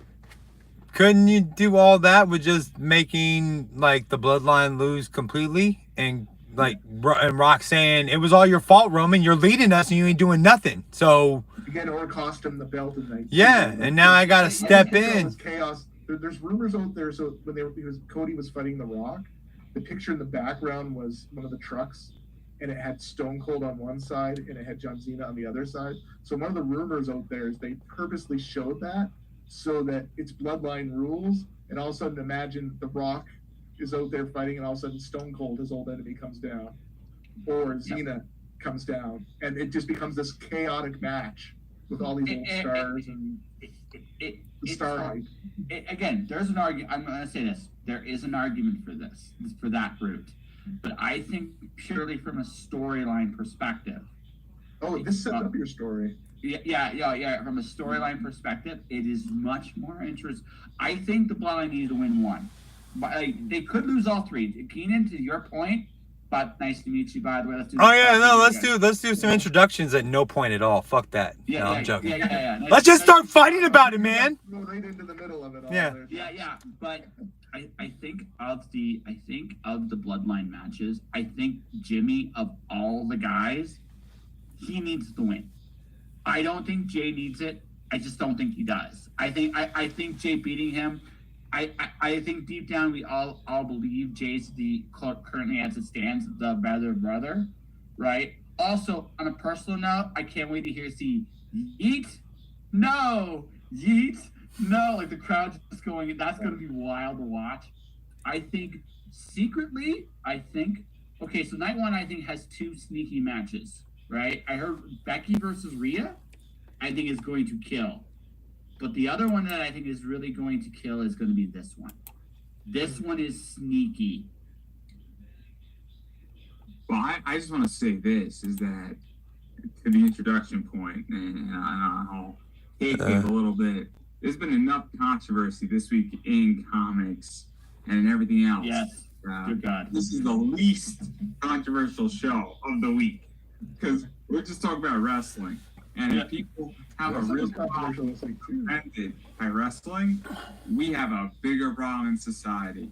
And we're all just big children having a conversation. Speak for yourself, y'all are all fucking wrong, and I'm sick of this shit. No, I'm joking. My bad.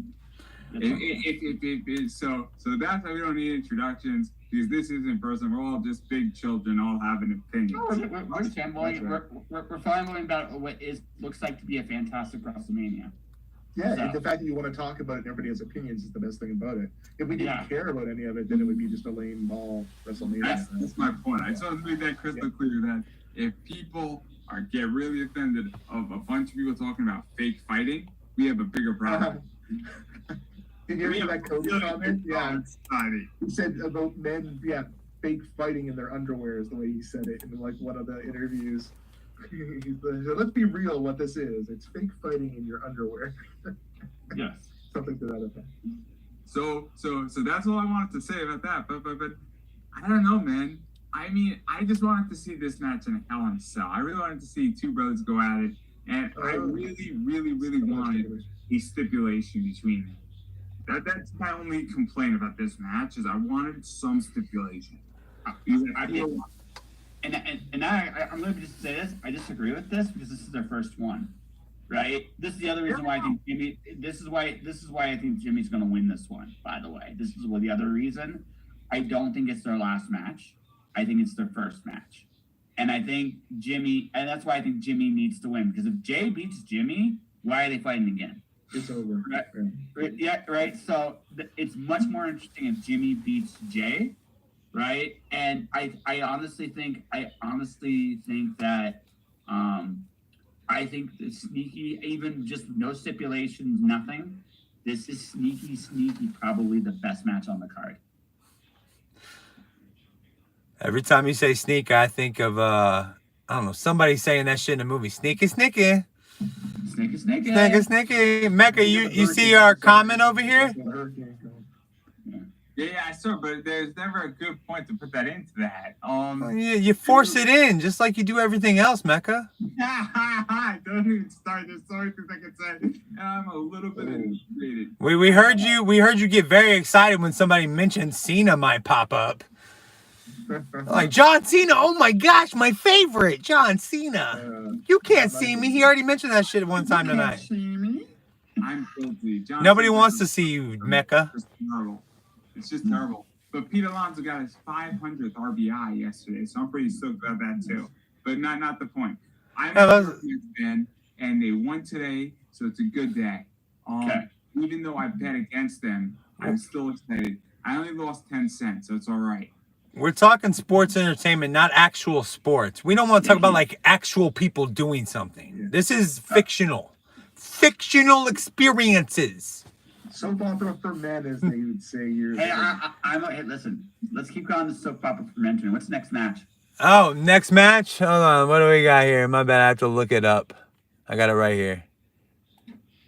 No, next match is Becky Lynch and Rhea Ripley, which I'm excited for. And I'm not even a women's wrestling fan, but those two girls can duke it out. I would like them to be in less clothes, but whatever. Becky Lynch in her jeans. Nobody wants to see that shit. This match is gonna be wild. Like, I think I almost pity the tag match because if they gotta follow that one, they're gonna have their work cut out for them. Yeah. Stole the show before. Yeah. Yeah. No. Both. Oh. Rhea, in my opinion, I think she's been a fantastic champion. Real quick, my bad, I messed up. It's Gunther and Sami Zayn next. My bad, guys, I messed up. Yeah. That's actually interesting too. Yeah, it's going to be the Usos, and then it's going to be Gunther and Sami Zayn for the Intercontinental Championship. Oh, man. And then you got the Women's Championship. That's two. I like both those matches. Is the Women's Championship night one, too? Yeah, it's from what this says, it's going to be Intercontinental, Sami Zayn versus Gunther, and then the Women's Championship, and then we get into the other shit. So you got... Okay, so, oh, wow. That top of the card is going to be insane. Wow. Let's go. Right? But wait, real quick, since he wasn't here earlier, we did talk about the bottom. The bottom of the card is very light. Like, you got Rey Mysterio and LWO and shit. You got this other crappy 6-way tag team match.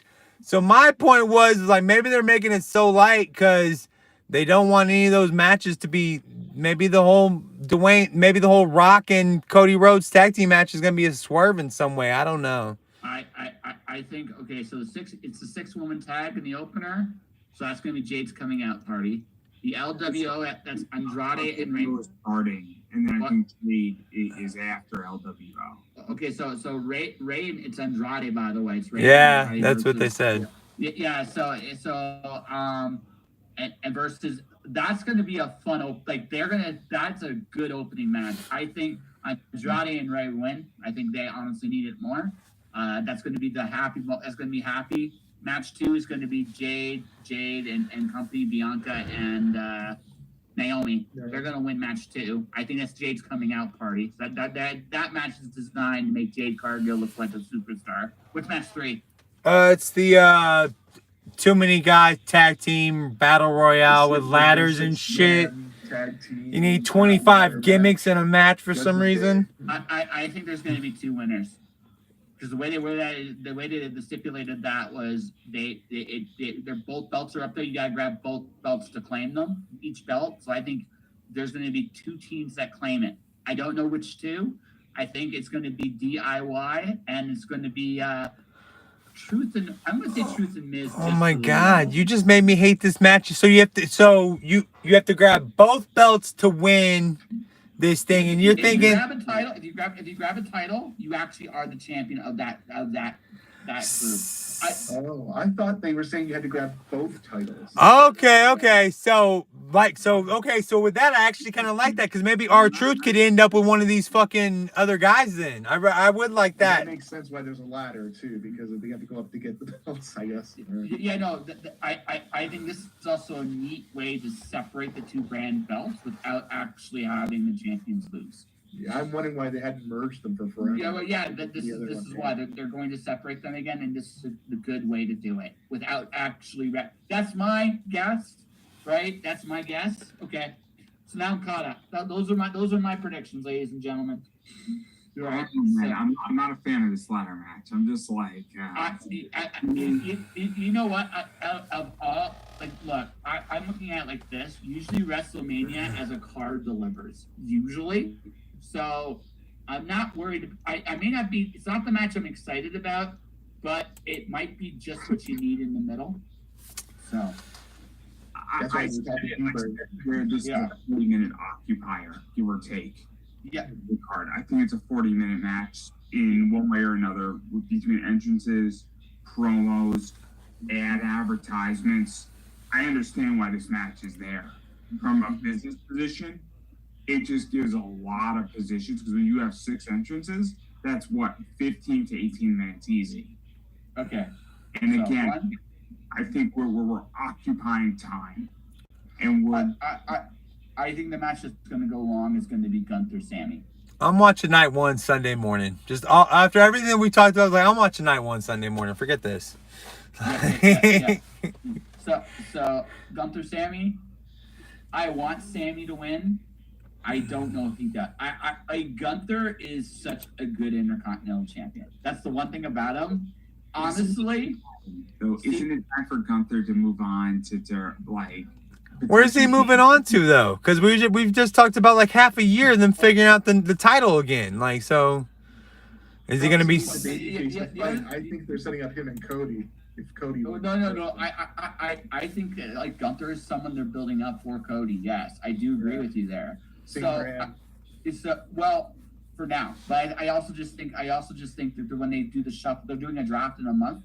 When they do the shuffle, they're going to shuffle it up in a way that they're going to put Cody and Randy Orton on the same brand. You can see that coming, right? Are they building Gunther for Cody, or are they building him for Drew McIntyre? Nope, they're building him for Cody because he said that like definitively. He said nope, they're doing it for Cody, mother. Oh no! You got some inside track, bro? From heel, he's too good. Yeah. Heel versus heel doesn't work unless they turn Gunther good. I can't. What he recently did, I can't see that either. Nobody named Gunther has ever been good, so don't start with that. Don't start with that shit. The thing about Gunther, this is the thing. He has been, like, honestly, I'm more impressed with his Intercontinental run than I am with Roman Reigns' world title run, because he has honestly been there the whole time, and he's fought in the roster. The argument for you, Andrew, is who does he fight next? Because that's an interesting question, right? Because he's got to drop the title at some point. At the flip side, though, he's so good at his role. I would like Sammy to win it. I think Sammy deserves it on one hand. But on the other hand, like, this match could go either way, and I'd be okay with it. I think they need a villain win, too. But I think Logan Paul's going to win night 2. I think he's the one villain that's going to win. But I for sure. But you could make an argument either way here, and I think it's good. I mean, my view on Logan Paul has completely been a 180. I thought Logan Paul was dumb and aggressive for WWE, and I was wrong. I had a very negative opinion, and I thought Logan Paul was a low-hanging fruit, and I was wrong. I'm the first person to admit that. And my opinion on Logan Paul has been well known. And Logan Paul has shown up, and I guess on a media level and on a work level, and I'm now understanding why Logan Paul is valuable to that company. And I'm the first person to say I'm a Logan Paul fan. I'm not necessarily a fan of him where he's a bad guy and I want the good guy to win, but I appreciate what Logan Paul does. Does that make any sense? He gets it. He plays the shoot for work. He gets it. He doesn't. And believe me, I was on the same page. I was like, fuck Logan Paul, fuck Jake Paul. I don't want to, screw this. I don't want any part of this. I took a very negative position where I'm like, But as you watch him, you're like, man, this kid gets it. Like, I wish a lot more of people on the roster got it.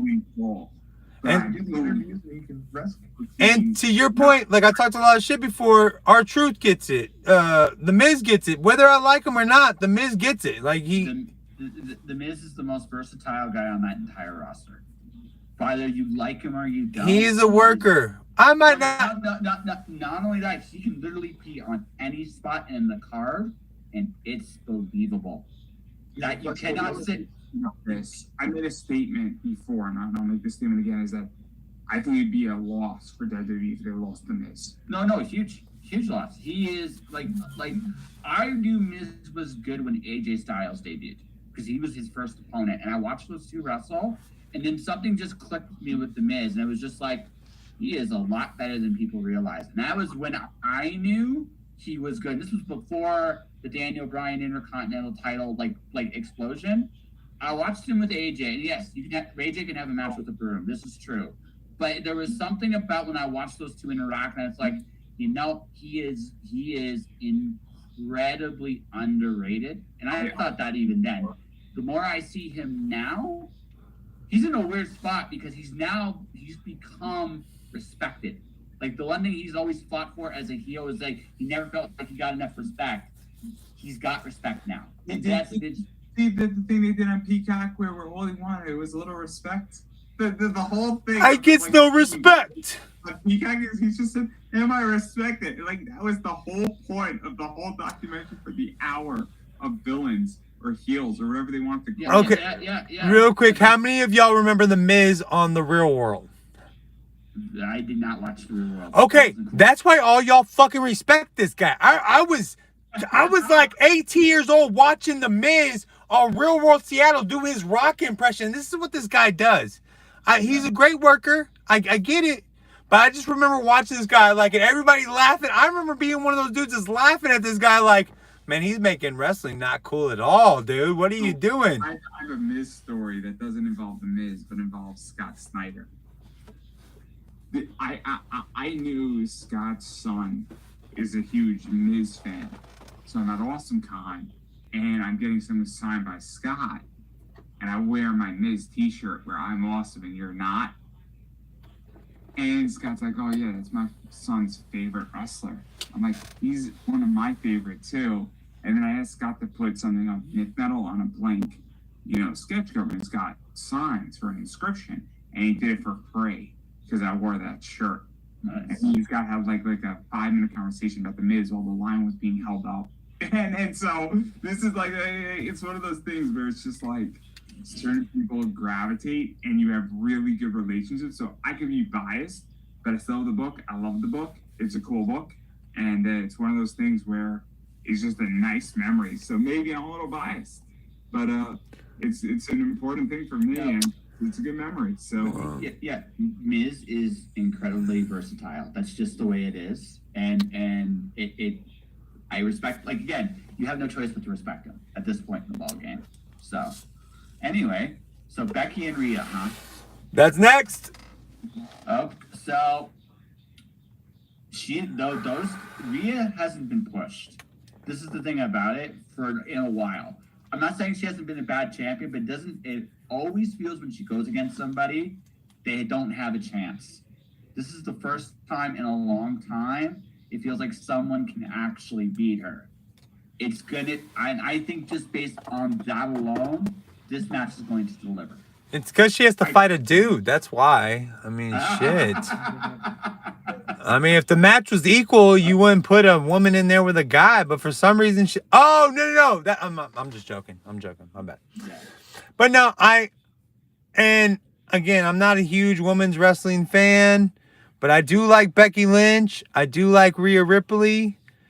I think, I don't know. I'm a tall guy. I'm 6'3", and in my experience, I don't fight a short dude. There's just a short dude has been waiting to beat your ass his entire life. So I think Becky Lynch might be able to pull it out because she's shorter than Rhea Ripley, right? Yeah. Much shorter. So I think Becky Lynch is gonna, even though I don't know, I think I like Rhea Ripley, but I think Becky Lynch is gonna do it. This is the other pick on the card, actually, for me. It's the other pick on. Gunther and Sami Zayn could go either way, and I'd see it. This is the other one that could go either way, and I'd see it.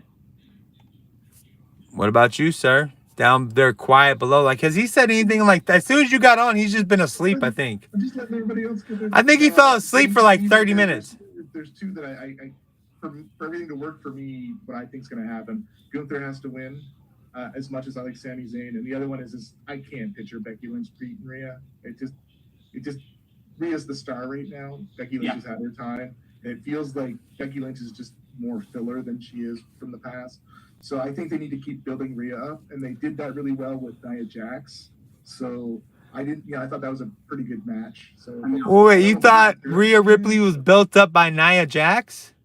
Well, that fight that they had in Australia, I thought that was No, that was the worst shit ever. My gosh, guys. Oh my gosh.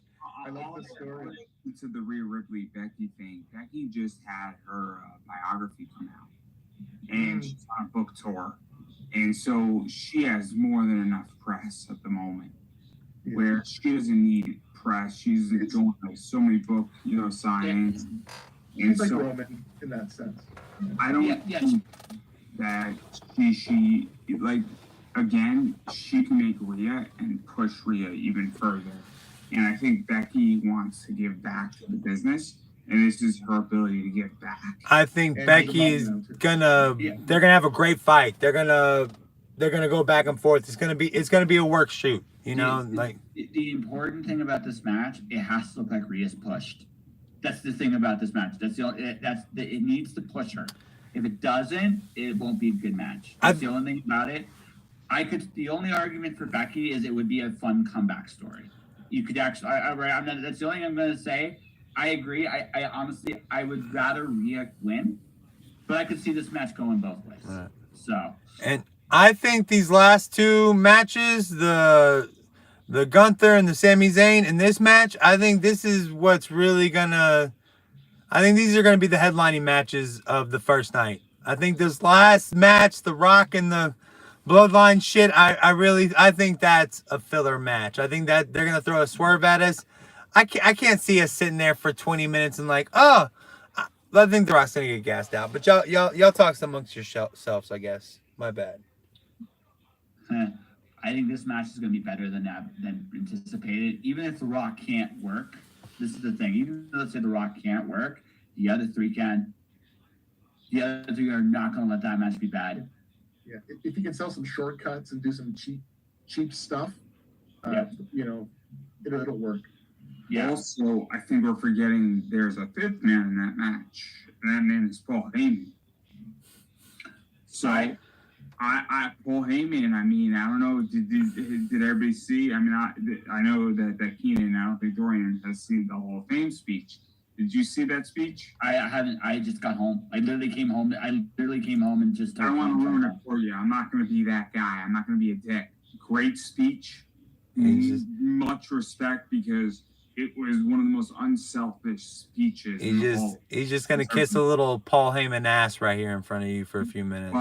But I think that people forget that Paul Heyman is going to be in that first match heavily. And there's going to be influence, and there's going to be spots where Paul Heyman is going to cover for The Rock, undeniably. And Paul Heyman is the best cover ever. I think the thing about The Rock, again, the beautiful thing about this being a tag match is the biggest limitation I think you have with The Rock, honestly, on this is his stamina. He's still an athletic specimen. It's the stamina that's the question mark with him. Yeah. A tag match will allow him to hide that a lot better than, say, if this was a one-on-one match. But I think, again, this is a good way to test the waters, because there's money with The Rock working with both Seth and Cody, right? There's money with both of them. And I think this is going to be a teaser of things to come down the line. I don't think The Rock is just going to be fighting Roman Reigns. I think The Rock is going to be doing other things too. Why? Further into that, sorry to go you up, Kenny. I mean, no, you're good.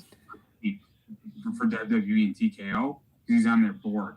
So The Rock has been paid in stock. And so he has a natural economic interest in being part of this company right now. Because if he adds value and he gets, let's say he's being paid $5 million to be in a match, it also, if that stock does well, he owns shares. So he has a natural collective interest that benefits him on multiple levels. So that's Why? Money's not an influence for The Rock, I don't think, anymore. Why isn't The Rock just the special referee for this fucking thing? So it's a massive influence where he has a fiduciary responsibility to benefit the company. But I also think this goes beyond just that. This is also, he's having fun. The fact of the matter is, okay, if you watched him, like, this was in one sense them going this. I think they had an abundance of riches problem. Think about this, like, rationally. Any other year, Rock Roman is the headline, unquestioned. This year, it was a question mark, right? I think personally, this is just my thing. They kind of tested the waters of Rock Roman and saw what Cody was doing, and people wanted the Cody match more. And that's something, like, honestly, that's odd. Think about, like, honest truth. 2 years ago, you would not have thought that, right? No, I agree, but then they took us all on this swerve instead of just saying, like, okay. No, but okay, but think about the opportunity. This is where I challenge though, is that I think The Rock needs WWE more than The Rock. I think so as well. Yeah. Well, I think, but so I'm going to throw this kind of like two different angles here. I think this was a unique opportunity because I don't know about you guys. I forgot how funny The Rock was as a heel. Oh no, I never forget. I love that. But I think what The Rock gets out of this is a rebirth of his movie career, and that's what this is all about. And so now he's selling himself as a villain. So now maybe he can get villain roles, right? Yeah. Being always be the babyface hero guy. Like, if you think about what he's doing, it kind of aligns with someone trying to change their career and what people think of them. He's pulling a Bruce Willis with Pulp Fiction right now, and John Travolta. Because Pulp Fiction by Quentin Tarantino changed Bruce Willis's and John Travolta's careers. Resurrected him. Yeah. Particularly Travolta, yes. On of the two of them, for sure. I would go so, but the thing is, I call his Hollywood entrance now the Black Adam entrance because that's what it reminds me of. It's the Black. I call it the Black Adam entrance. But the thing about The Rock, okay, and this is how I look at it, he's still like. He still loves to wrestle. You can see it, like, just in how he presents and carries himself, right? He's still on some levels. He's never left the wrestling world behind. So this was a very unique opportunity because, again, 2 years ago, Rock Roman, unquestioned main event. Now you got somebody else he can play off of. So yes. To your point, Doran, this was an opportunity to kind of change the perception of The Rock, but also he's having fun with it, and you can see it. You can see it. It goes further because the whole Vince situation also opened up that door. No, absolutely. I think that's a bigger reason why he's here than I think people let on. Yeah, right. Right, but because it takes people's mind off the fact that Vince is yikes. But so we won't go there tonight. They need to distract everybody. So much though. They're trying to put so much into this shit. Like they're trying to like hotshot it. Also, I think people forget with the swerve. Triple H said, "I'm running things here," and there was a few things with Ronda Rousey at WrestleMania a while ago that Ronda Rousey or The Rock came out, and there was the whole thing with Triple H, and there was stuff at SmackDown, and so there's been a long history of The Rock and Triple H clashing, and now The Rock's on the board, he's in a match, Triple H is running things, you get, the whole authority position there. There's so much stuff that you could play off of that people who have been watching for 20, 30 years are like, there's a lot of stuff politically in play in not Republican Democrat, but are we going to get an authority situation where Triple H is creative and part of the board, and then you get The Rock part of the board, and then have this play and who's running what and who's doing what? I think on camera, sure. Off camera, I don't think as much. I think both of them have their roles in the company. I'm talking about story. Yeah, no, you could do a lot of interesting stuff with that. I don't feel this wasn't. I feel it was an interesting. They pivoted for sure. This was a pivot, but it was. But I think overall, the pivot has produced more positives than negatives. Yes. Yeah, right. And so I think I would have loved in a perfect world another month of them building some stuff up, because I think the part that's been overshadowed, ironically, in this has been Roman, right? And I think that's intentional, though. No, I to some degree I agree with you, but I think I would have loved another month of seeing a little bit more of unhinged, jealous Roman, right? Because that's the one thing I kind of wish they'd had a little bit more time to play with. But I do think I just think with the way this is designed, I think this is going to be a fun match. I think the ending is going to be really simple. I think Cody and Seth win, but I think The Rock and the rest of the bloodline maul the crap out of them after the match. So if we can't be there, we're going to hurt you as badly as we can going into night 2. I get that. It's just for me personally, it's just all too much. It's like they just can't. Like, it would have been perfect for me. Cody versus Roman, Rock as special referee, and you think it's going to be Cody and The Rock that are hooking up, but then they pull like a Stone Cold, Mike Tyson type swerve, and you got Cody and Roman being the bloodline again, and we're all going to be happy, and then you can. They could have milked this for a long time. It just feels like, oh no, we got to do this, because again, I think you got the Vince thing. To all y'all's points, y'all made great points, but I think. And again, it's me as being like, I'm probably the oldest mother. He claims he's 50, but I look older than this dude down here. I don't know what the fuck he's talking about. I'm 42, so I mean, it's just like. Again, y'all are all children. I'm 65, and I'm loving life. Wow. No, I'm joking. But anyway, I just think they're hot-shotting the shit out of this thing, and they could have played. They could have finessed us. They could have taken us out for a hot meal. We could have all like made out a little bit. Yeah. Something could have happened. But instead they're like, no, let's do it. Calm the fuck down, guys. Calm down. Like. Yeah, it's fair. I just could say it is WrestleMania, and you want to make it as big as possible. And it's their first TKO one. Yeah, it's their first. Yeah, that's the other thing that we haven't mentioned. This is the first truly post Vince McMahon WrestleMania. There's stuff to be proven here. Yeah. So they're going all out. I'm sorry. I need to apologize to Pops. I'm sorry, Pops. My bad. This is the reason why I'm apologizing. I just would like to say I'm sorry. Okay. That's all I have to say. I jumped ship on him to come to here. I was waiting for him, and he was waiting for me, and then we weren't playing the game, and then I was like, oh, Andrew just invited me to the... I'm sorry. All right. So let's go to night 2, guys. All right, night 2. Let's see what our first match is. And again, the card is subject to change. This is what I just pulled off the internet earlier. Yeah. All right, so the first match on night 2 is Bobby Lashley and the Street Profits versus the final final test? Who the fuck is this? Authors of Bane and Carrot and Cross. Okay. How many 6-man tags do we need, guys? Like, can we get a different? All hey, of the 6-man tags, Keenan. All of the 6-man tags. Let's add it. Hey, we need another tables, ladders, and chairs match. We haven't had that lately. Shit. Hey, we should add an elimination chamber to WrestleMania as well. Fuck, a hell of a cell is needed. Cross. I have a good relationship through the internet because he used to work for Impact. We were speaking about this, and they used to be on Twitch.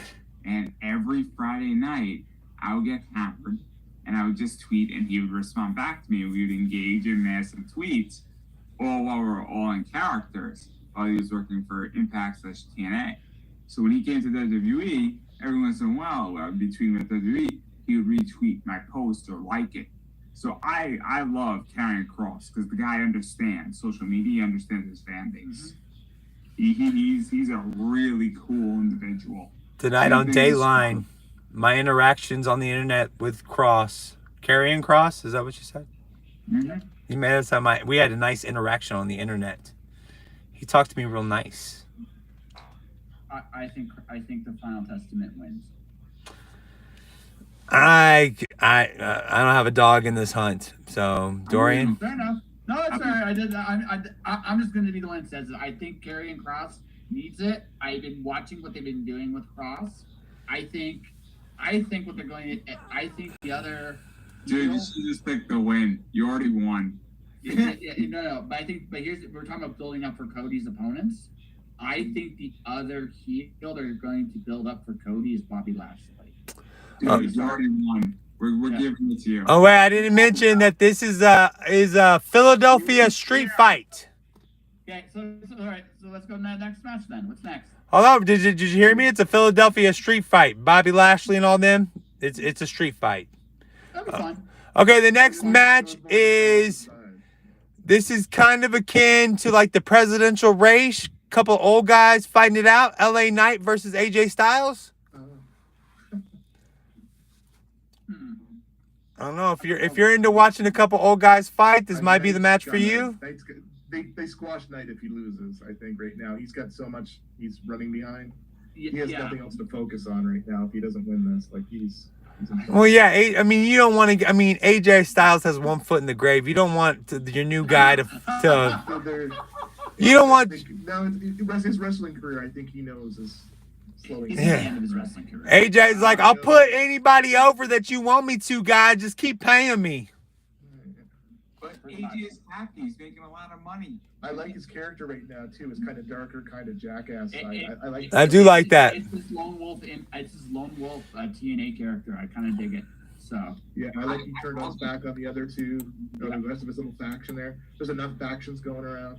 So anybody else hate his fucking hair? Like I just hate it. I hate his hair so much. It's so beautiful and luscious. I just want to punch him. Hey, listen, don't diss soccer mom hair, okay? Don't diss soccer mom hair. Fuck that hair. No, I'm sorry. There's a bias here on the panel. Andrew, how can you let this bias happen? What did you say? There's a bias here. He's got no hair. He's talking about other people's hair. Come on, fuck. All of us. Hey, if you got hair and if you're skinny, I already don't like you. That's just the way it goes. I'm sorry, Ross. If you're skinny and got hair, I hate you. No, I'm joking. AJ is done everything he wanted to do, where he had a fantastic career in Impact and /TNA. Then he went to New Japan, and then he was doing some stuff in Ring of Honor, and he's ended up where he's wanted to be in WWE, and he had amazing matches. He had some fantastic. He had a major feud with John Cena. I mean, how many people? AJ Styles has done everything he's wanted to do, and he's getting to finish his career. I don't think any of us are taking it away from him, bro. We're not taking it anywhere at this point. I think he's best. That's what I think it is. And you know what is? He's earned it. And if he didn't want to feud with LA Knight, he would not be doing it, right? He's not adding to it for sure. Like they're doing that right. That's a good. I actually care about that match. He had a match with Shane McMahon. I mean, the guy's done everything he's wanted to do. This beef happened very naturally. I don't know if you ever seen the movie Grumpy Old Men, but that's how this shit started with AJ Styles and LA Knight. They were beefing over an old lady across the street. It just couldn't happen. You telling each other to get off each other's lawn? Yeah. Get off our land! No, you get off my lawn. No, that's fine. You know, I'm excited for this match because I just think it's going to be fun. I think it's just a super wrestling match, and it's about pride. That's what it's about. I'm so sorry. I'm just imagining AJ Styles walking by LA Knight and like in the backstage saying "jackass," just grumpy old men style and shit. My bad. I'm so sorry. I couldn't get it out of my head. I don't know. Like, this is the type of match that my friends are coming over tomorrow. We're all going to get hammered and watch WrestleMania. They're not coming over on Sunday. You're going to be like, yeah, all night. Yeah. But this is the match that I wish me and my friends were watching, because all we're going to do is drink beer. And we're like, this is great. This is about pride, and there's no title, and this is what it should be about. Is two people just want to wrestle, and they just want to beat the other person. And I don't care who wins. I just want a good match, and I'm expecting high spots. It'll deliver. I agree. Me and the AARP are very excited for this match. Yeah, It's going to be great. It's going to be exciting. So What's next? next up on the list is a match I'm excited for: Logan Paul, Randy Orton, and Kevin Owens. Although it's another triple threat, but I would still a regular match between either one of these guys would have been great. All three of with the three of them. Yep, I think Kevin got put in there because talking about the CM Punk plans and all that stuff. Yeah. I think there was some mess ups there, so they had to put Owens somewhere. It's here. I think this was originally going to be Randy Orton and Logan Paul 1-on-1. That's what I think originally was going to be. That's a good call, man. Good call. You're right. Paul wins. I don't think Randy needs the title. I don't think Owens needs the title. I think Logan Paul with the U.S. title is oddly hilarious. I'm gonna ask a dumb question, so forgive me, everybody. Randy Orton won a U.S. title before, right? Yes. I think he's won every title. The reason why I asked the question is that Randy Orton is a Grand Slam champion in both. I think he might not be in the original format, but in the new format, he is.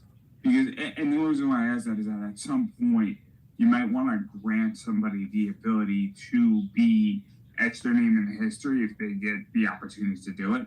Randy Orton doesn't need to etch his name anymore in history because he's already achieved it. I don't think he's a Hall of Fame. Like, he's done, considering everything he's done. Like, honestly, everything at this point for him is gravy. No. He's a Grand Slam champion. Is my point already. But even if he wasn't, Well, the Miz is. I think in this three-way, Logan Paul will go over, but it'll go over Kevin Owens. If it was just Logan Paul and Randy Orton, I don't think Logan Paul would wrestling or not, a work or not. I don't think Logan Paul would pull it out because of who he is. I mean, everybody understands what I'm arguing, right? Is the idea is it's the same reason why Paul Heyman was just inducted into the Hall of Fame. ECW was in Philadelphia. This was the place to do it. He is all about this Paul Heyman shit, right? No. The point is that if you could do something with somebody in the right place at the right time, I think there is a tradition in wrestling that you should do it if it makes sense. Is Logan Paul from Philly? Logan Paul right now, I agree that Logan Paul is brilliant. The United States Championship with Logan Paul, unbelievable, and they're building him up. We talk about contenders. I think the guy that takes the title from Paul is Ricochet. That's my opinion. That's what I think he's going to take. I like that better than this shit. Yeah. I think they're heading. I've been watching. They've been quietly building up Ricochet. Like, they've been quietly doing some stuff with him. I don't know, man. I didn't even think about that. But it makes so much sense that Ricochet is the one that puts Paul down. I thought that till the Andre Giant Memorial, whatever the heck it is, Battle Royal that they had tonight. I thought Ricochet might actually win it to try and build him up even further since he just got back, but he didn't, and I was like, oh, it's Bronson Reed. No, but again, he's not. But the Battle Royal doesn't, like, for him. It's not what Ricochet is. There's just watching him put on the matches he's been putting on the last few weeks. Like, did you see how he beat Ivar? That was insane. That was freaking insane what he did there. Right? Yeah, I think there's another indie guy who did that move, though. I think I've seen No. I'm not talking the 620. I'm talking how. No. I'm talking about, like, he literally walked, carried. When he actually picked him up. Picked him up. I actually have problems with that.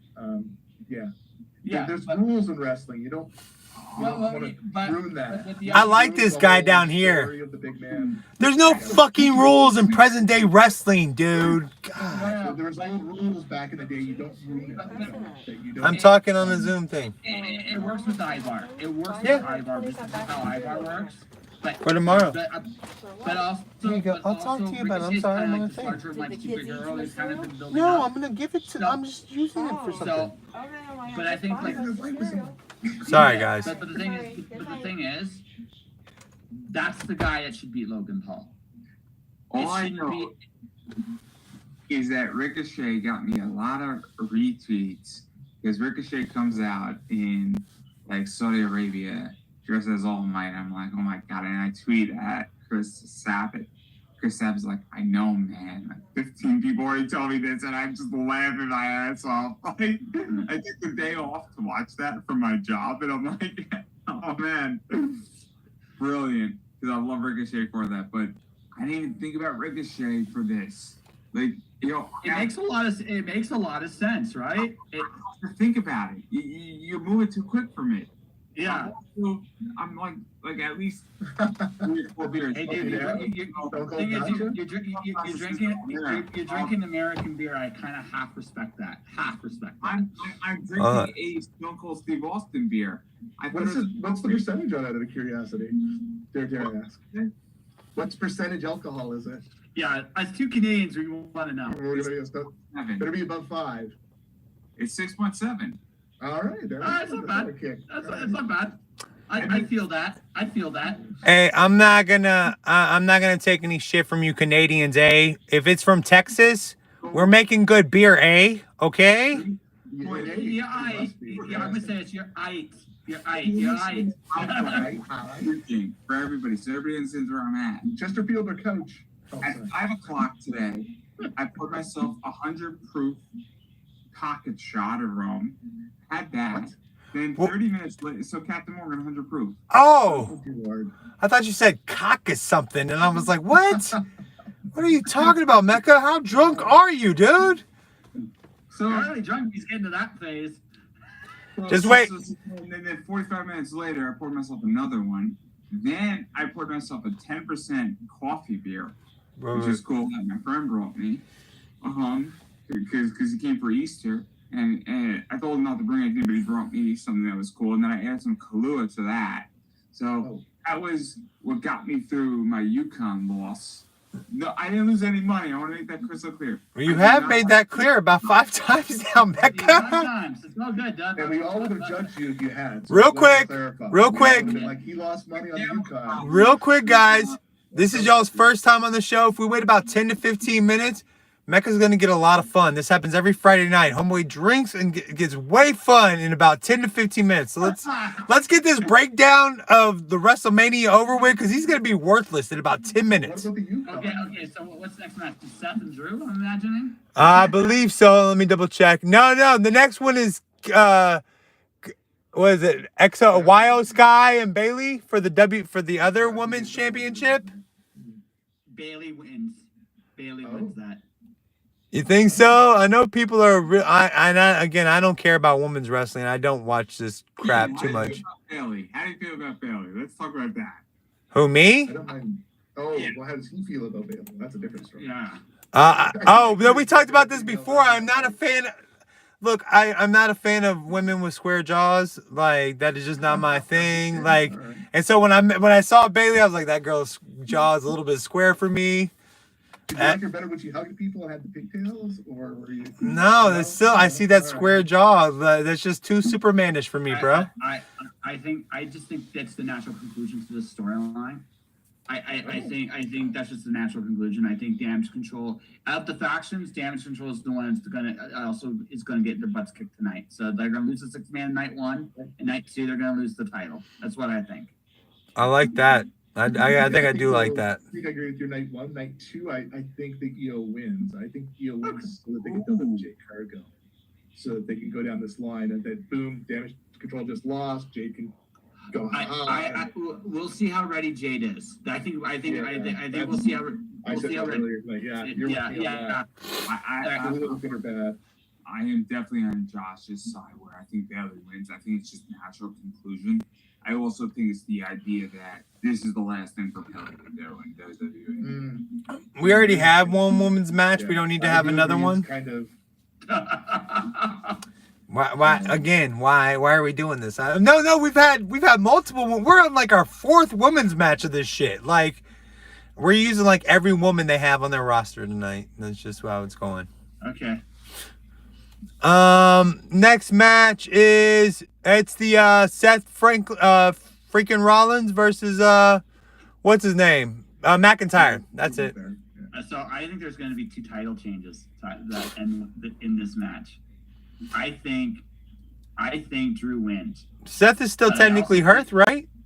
What? Is Seth still like real hurt? Yeah. But I think Drew wins. Yeah, I think he needs to. I think Punk knocks him out somehow, and Damian Priest cashed in right afterwards. That's what I think is going on. That is, they cannot do that to this poor tall fucker again. No. They think they have to. They think they have to because it's almost over for the Money in the Bank contract and the new event. You can only get rid of it soon. So he has to cash in. He has no choice but to cash in here. I have a problem with the cash in. I don't know if it's going to be Punk. They can't. They cannot do this to Drew. They've been setting up. Drew has been. If you focus on the Drew Seth match, that match hasn't really had much of a build between them. If you really look at it, I think Seth and Cody get their asses kicked at the end of night 1. Whether they win or lose, they're getting beaten down. Seth's not going to be 100% going into the match. He's going to come in. They're going to have a good little back and forth. But the other thing, too, Seth has beaten Drew the last 2 times. Drew is beating Seth this night. He is going to do it. But what I think is going to happen is he's going to go to Punk. Punk's going to hit him with the microphone or something like that, knock him silly, and then Priest and Drew don't get along either. People forget this, but Priest and Drew don't get along either. This has been something that, right? So I think Priest cashes in on Drew after Drew gets his moment. Did you feel that this is going to be playing off of what they did at Survivor Series? Yes. I hate it so much. He's probably fucking right. That's how much I hate it. He's probably like, I'm sitting here like, that would make me so mad. And he's probably right. I'm a big card collector, and I pulled the Drew McIntyre 49 autograph card. So a parallel of Drew McIntyre autograph card, 49. I can pull back number 37 out of 49. Red parallel card, super cool card. Paid dirt cheap for the box I pulled it out of. I paid $40 for the box that I pulled out of. That card's worth at least $80. Nice. Oh my god. Yeah, thank you. I was surprised too. I was just happy to buy a $40 NXT box for relatively cheap money, and I wasn't expecting much. You know, you get a relic, guaranteed autograph. I'm like, cool. Whole pull back was really cool. Did not expected a regular autograph. Did not expect a parallel. Cool. So and I have a cool picture of Drew McIntyre of me. I went to when WrestleMania was in New York. Went to a WWE day at Shea Stadium or City Field, and cool. Mickey James was there, Kurt Hawkins was there, Drew McIntyre was there. Cool picture with Drew McIntyre and me. So I like Drew. I like to see him as a champ, but I don't agree stuff. I get it. Real talk. If WWE does this to Drew McIntyre again, like Drew should go to AEW. Like no. So hear me out. Drew's contract is, first off, he hasn't signed a new contract yet. Yeah, I know. That's one. Number two, this is perfect for heel Drew. Heel Drew McIntyre getting screwed out of his WrestleMania moment again. He can blame Seth Rollins or CM Punk again. It fits very well. But he's a lot of money. Why does he have to be such a bitch in the skirt? Like, he's already wearing a skirt. Why do we have to make him like? And I love Drew. I'm Irish, love Scottish. I'm down with the kilt. But why do they have to make him seem like such a whiny bitch? Because it's the only way he's gonna get booed. Yeah, he's a better bad guy than he is a good guy. Because if you make him too much of a badass, there's no way he gets booed. Yeah. You have to make him a bitch. And the other thing about his contract, though, a lot of people are speculating that now that the WWE is going to Glasgow, that he's going to stick around for that. Right? That he would want him to. So here's my thing, right? If they don't, I'm going to just repeat this. If he's not a cowardly little bitch, there is no way you're going to boo that man. I'm just being real with you. Would they want him to have the championship? But he- No. I would think so, possibly. I know, because again, he's gonna get cheered. I wanted to be I the would sign a contract if they offered me that. Yeah, the thing is, I want him to be the whiny bitch heel, and because that would be an interesting challenge. Could he pull that off? Question though. If he put on a pair of pants, would they give him a championship? No. No, thank you. I'm just double checking, because damn, Drew, you're I just. think when the last time I saw him wear jeans or something. It's been And I don't even care about this dude. I just feel bad for him. He's like a wounded puppy dog or some shit on the side of the road. I'm like, That guy's a monster. no, Drew. Here's the other interesting thing about Drew McIntyre as a heel. He's actually telling the truth the whole time.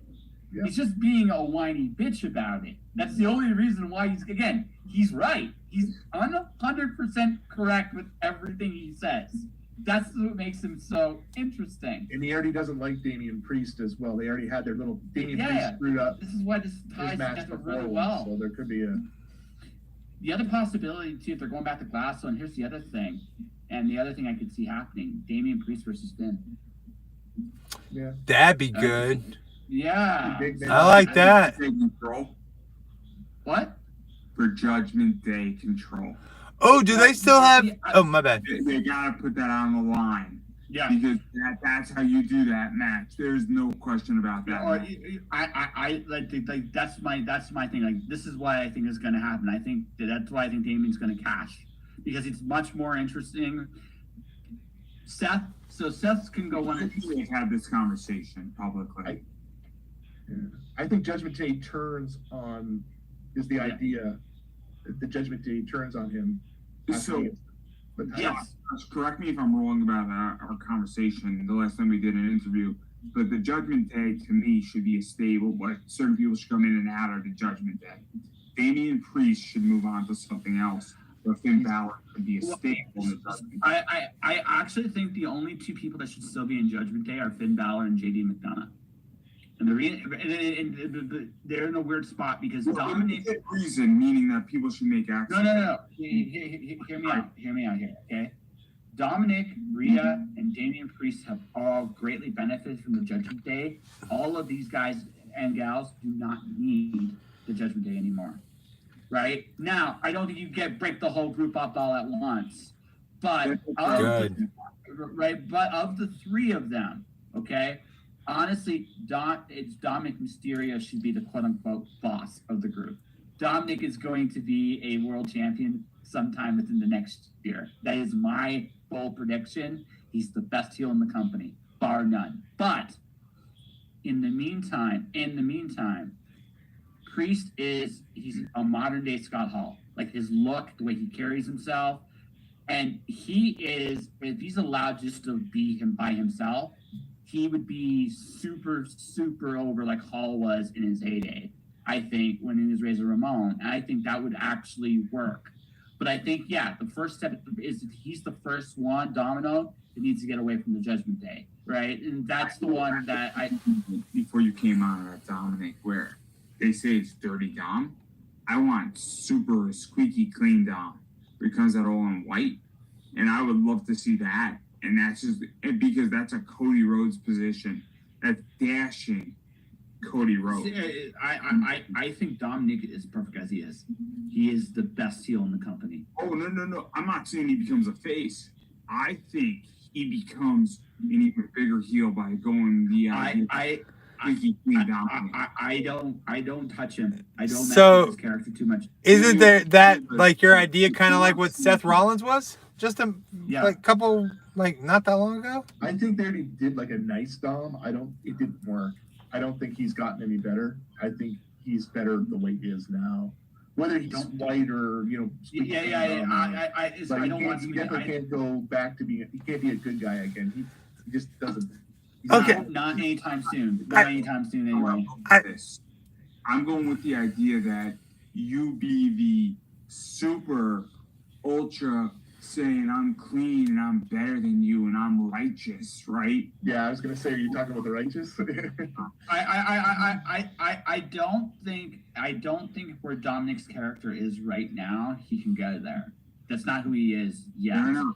right? Keep him with Rhea anyways. I know, there's no way you can do that. And honestly, I want to keep Rhea and Dominic together for as long as possible because they both benefit from each other tremendously, right? So short dudes and tall women are weird. I don't like that pairing at all. Like, yeah, but that's why she gets make it different. It's out of the box. Yeah. It's not. See, I think where we differ is like, it's not that I don't. I understand what Dom's trying to do. He wants to be a heel. I get that, and I don't. The shit that he doesn't piss me off because like, oh yeah, he's getting the right reaction from me. It makes it like infuriates me just because like you're just whiny and you suck. Yeah. And I don't care. I would turn you off. That's shortcut taken. Yeah, but that's on purpose. He's better. Like his improvement in the last year is noticeable.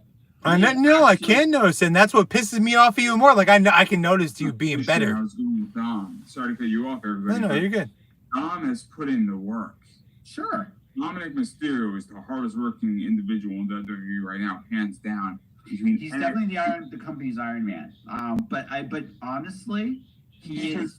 I'll make an argument to you. Sorry to cut you off. I thought he got in because of Daddy, right? Sure. That's my first reaction. But then when you start seeing that, oh shit, yeah, Rey Mysterio is his dad, and I don't think Rey Mysterio for Dominic was a deadbeat father. I don't think that was the case. I think that's just acting. That's just playing. I don't believe that's the real story. No, I think Dominic is going to retire Rey sometime. That's coming. Soon, please, soon. Just let Rey go. Put in the work. And I'm sorry, Dom has put in the work. My mistake right there. But I think Dom got a break getting the new Rey, but then he stepped up. And you have to respect when somebody takes an advantage they have, and then they say, I'm going to get better. North American Championship. Because I think people forget that Dominic Mysterio was doing NXT, doing Monday Night Raw, and SmackDown. What does that look like? Flying 3 to 4 places every other week, plus maybe a house show here and there, and at the Performance Center. And I think you're a star or you're not a star, right? You have to have the gimmick that works for you. And they put it in there and it wasn't working. And then they gave Seth Rollins, he beat Seth Rollins, right? You know what I mean? And it still wasn't good enough to make Dom anything special. It wasn't until he got with his dad and turned heel that it all just worked. The right character was found, and that's the beauty of it. But here's the thing if you want to make Dom an ultra heel, retire Rey Mysterio and take the name. I've been waiting for it. Yeah, that is the ultimate way to turn Dom into even a bigger uber heel. He takes everything away from Rey Mysterio. Everything. Ends his career. Takes the mask. Hospital, they do a thing where he's in the hospital. Yeah. No, and then he takes the mask and wears it. Do it a little like how he would do it, but make it a little different, but the legacy, he is now Rey Mysterio. The king is dead, long live the king. That is coming, and I can see it. The biggest thing Dominic needs to work on this year is credible wins, beating people credibly a little bit more, right? Because he can't be a chicken shit forever, right? But he is going to be, and I'm telling you this right now, he's going to be a fantastic world champion when he gets there. And it's not if, it's when. I hope you're right. Who's the future? Logan Paul, Dominic Mysterio. I know Dominic is going to be the biggest heel in the business. Braun Breaker. Those three, right? No, Braun might be the big baby face, but Dom's going to be the heel. Oh, no, I'm not saying that. What I'm saying is the next 3 big stars of WWE are those 3 that I mentioned. I think Logan Paul is going to be what he is, a special attraction. Yeah, Logan Paul isn't in it. Logan Paul is good, but he's not in it for the long haul. He's in it to make some money and get out. Let me build up my brand. I don't know about that either, because I think Logan Paul is being paid, what, $5 million? $5 million is nothing to Logan Paul. In the reality, his deal with his energy drink, Prime Energy, is worth 200 million, if not more, when the thing gets bought by Coca-Cola if it already hasn't been. I thought it was a lot higher than that too. Yeah. But the thing is, okay, Logan Paul wants the credibility in the clout because that clout loses more money than anything else. But I think I will be shocked if Logan Paul's still in WWE. I think you just kind of proved our point, dude. Like, he doesn't need WWE. He doesn't. Yeah. I will be. I like legitimately. But he's never needed the WWE. No, he likes wrestling. No, I I think agree. we have it backwards. I think we all have it backwards. I don't have it backwards. I think the three of you do, and I'll tell you why. Well, guess what? It's 3 against 1, motherfucker. No, I'm joking. Go ahead, dude. Go ahead. yeah, boys. Right? It'll be like high school all over again. But no, I've never done in high school. Thank God. Someone's got a wedgie coming. I was a fucking bully, dude. Let's do this, Mecca. Well, those wet willy things are the looky to the head. Remember those? I'll tell you why Dave Barron's and why I think about Logan Paul the way. Right now, Logan Paul has access to John Cena on his show on Pulse Up, Rhea Ripley, Randy Orton was on, and a few other people from WWE, Triple H was on. And it gives Logan Paul a lot more credibility and a lot more access to an audience. Every time Logan Paul is on a pay-per-view, a bunch of Logan Paul's fans turn to the WWE, and a bunch of people who are fans of Logan Paul say, oh my God, he's on the WWE. And you have a bunch of people who know nothing about wrestling say, oh my God, he's at WrestleMania. That's exactly right. Dude, we all agree with you, Mecca. For the younger generation that they desperately need right I now. was speaking to somebody, and somebody said, I have a 15-year-old daughter, and she knows who Logan Paul is. God knows who the fuck is Logan Kids are Paul. drinking Prime everywhere. Well, dude, we're all agreeing with you. We just don't think he's not in. He likes wrestling. He's just not. That's why I We don't think think he's in for the money. He's not gonna He's be in there for for the the long publicity. haul, man. I think he's gonna be there for the I next don't. years. I think he is the equivalent of what The Rock is. Yeah, A part-time guy that shows up once in a while. I could see, again, he's a special attraction. He is not. The U.S. title is interesting on him. Is there a scenario where you could put the world title on him? Sure, there is. Like, let's be honest. There is a scenario where that could happen. But I don't think. I will be very shocked if Logan Paul is still there in 3 years. I will be shocked. I'd be shocked too. But you could put the main unified title on him if he doesn't have to wrestle all the time, because then he's an attraction. No. There is a way to do it short term. I don't think you have a long term. He doesn't have, the other thing too about this is this. There's a window with this with this kind of crossover. There's a window with this, and after the window expires, there is a point where the cross pollination doesn't hit like it used to. They're very smart with how they use Logan Paul. He's used sparingly. He's used casually. So they're maximizing what makes him special for as long as they can. But I will be genuinely surprised if he's still. Josh, when you will be saying, Andrew, you're correct, and it's all right. No. You know what, dude? I'm a big enough man to acknowledge this, but I think personally, he is as a regular. I think he's got 2 more years. That's it. I think he's a spotlight addict. He wants spotlights, and that's all. Sure. He does. But there's gonna come, like, the other thing that we're not talking about is Logan, like the Pauls, both Logan and Jake both have visions of where they want to be. Okay? WWE and Logan Paul are using each other. Let's be honest. They're both benefiting It's a symbiotic relationship, right? They're both benefiting from this relationship. But what does Logan Paul want in the long haul? What does Jake Paul want in the long haul? Not to work for somebody. Right? But does he want to stay in WWE? Does he want to go into Hollywood? Does he want to go somewhere else? Right? To become bigger in some way. I think Logan Paul, the Pauls, both of them, they're businessmen first and foremost. Oh, without a doubt. And as businessmen, I think, again, like everything else in life, there's a shelf life to everything. What's next? Let's be realistic here. I don't know about anybody else, but I'll be very honest. I engage in business all the time. I'm a hustler. I'm a natural Doran will tell you, I'm a natural born hustler. So, you know. I think the Pauls are gonna come out with a country western album next. So fuck all y'all. Hey, listen. Never know. I would legitimately pay $5 to hear them sing "Achy Breaky Heart" just once, both of them. Speak right, but anyways, They already have some. My name is Logan and I drive a truck. Some bar, some night. Yeah, but okay. One more match, obviously, on the card. I think that's all of them. Is there another match on the card? I would imagine Cody and Roman. Oh my god, I completely forgot about that. You're right. Who's gonna win at that's the title, that's the main event. There's only one argument for Roman to win. There's one. Do they want him to surpass Hulk Hogan? Because he's close.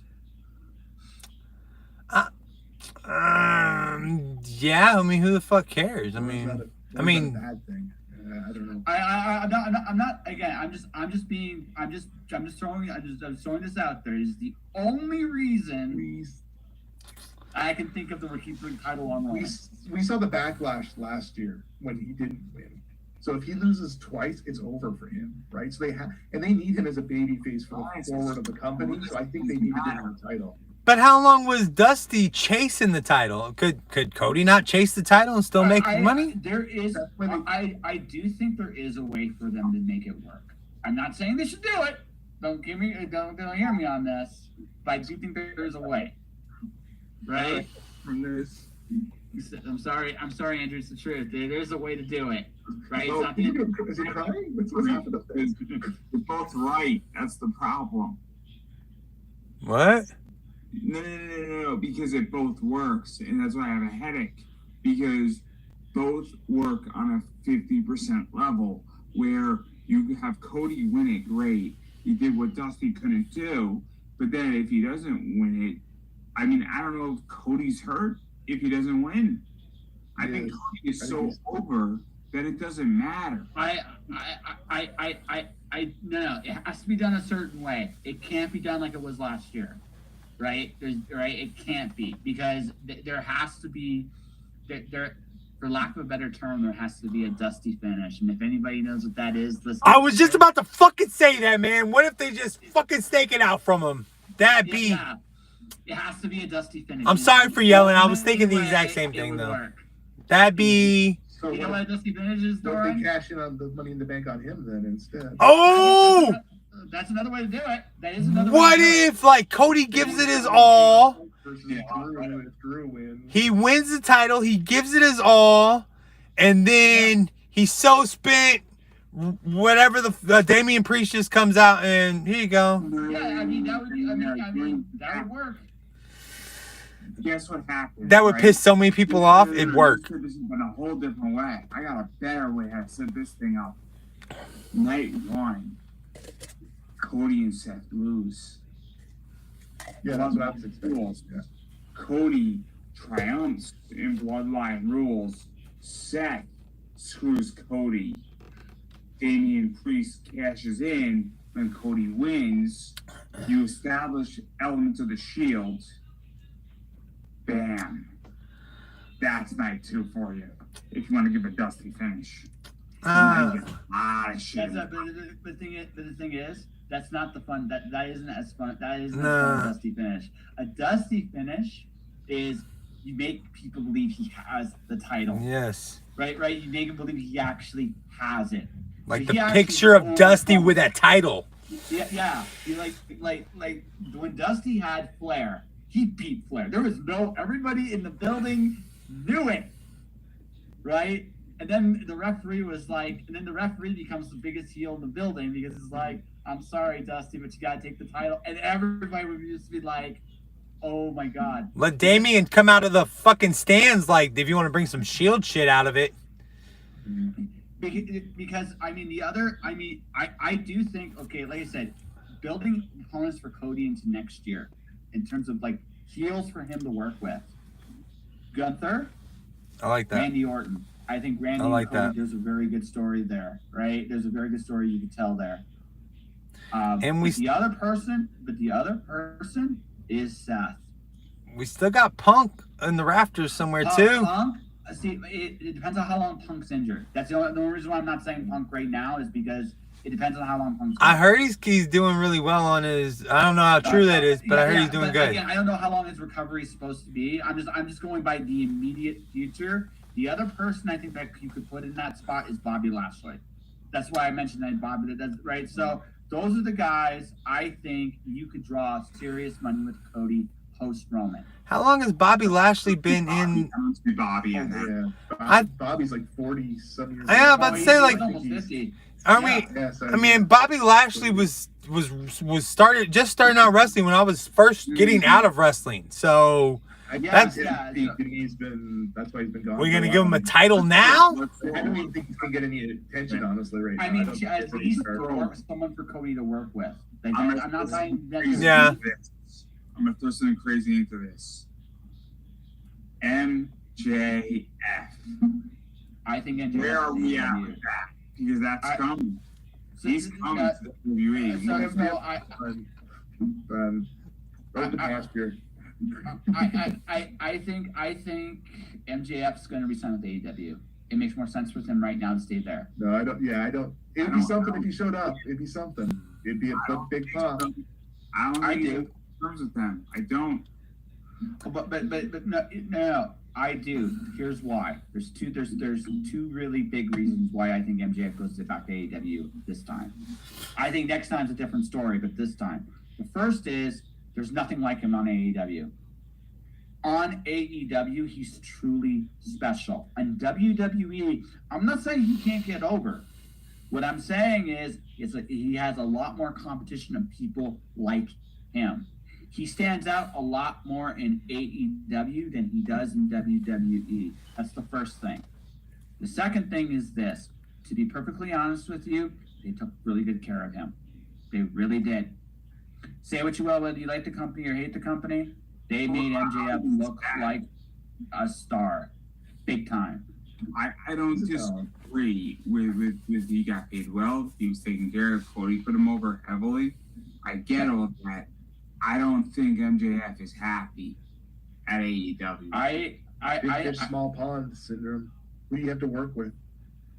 MJF, who does MJF have to work with in AEW? Here's who he's got to work with. That's my problem, is that he doesn't have anybody to work with in AEW. He's already done everything except for Edge and...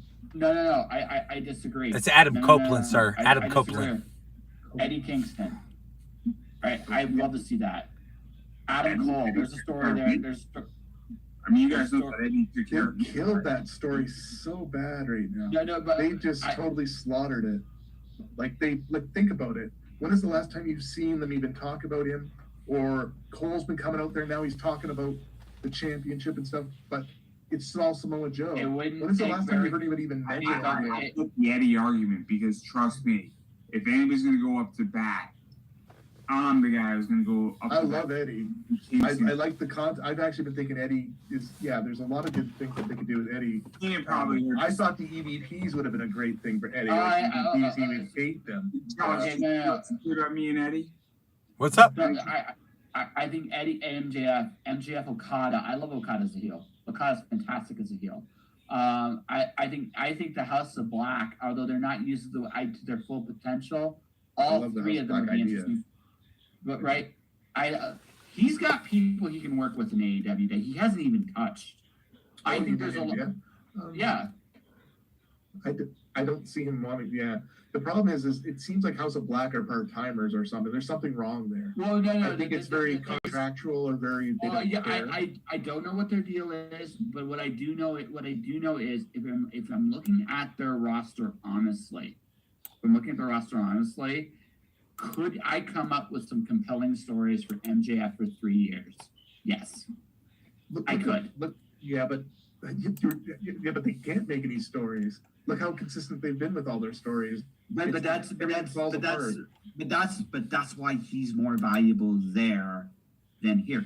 He's more valuable there, but his shit didn't fall apart, except for the very end when he got hurt. Until then, his stuff was there. Was it always the greatest stuff? Not always, but I do think. But he was consistent. He told stories, and the thing is, again, AEW sorely needs him.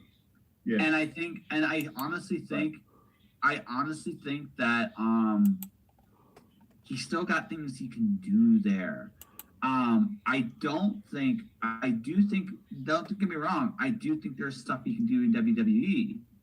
But I also think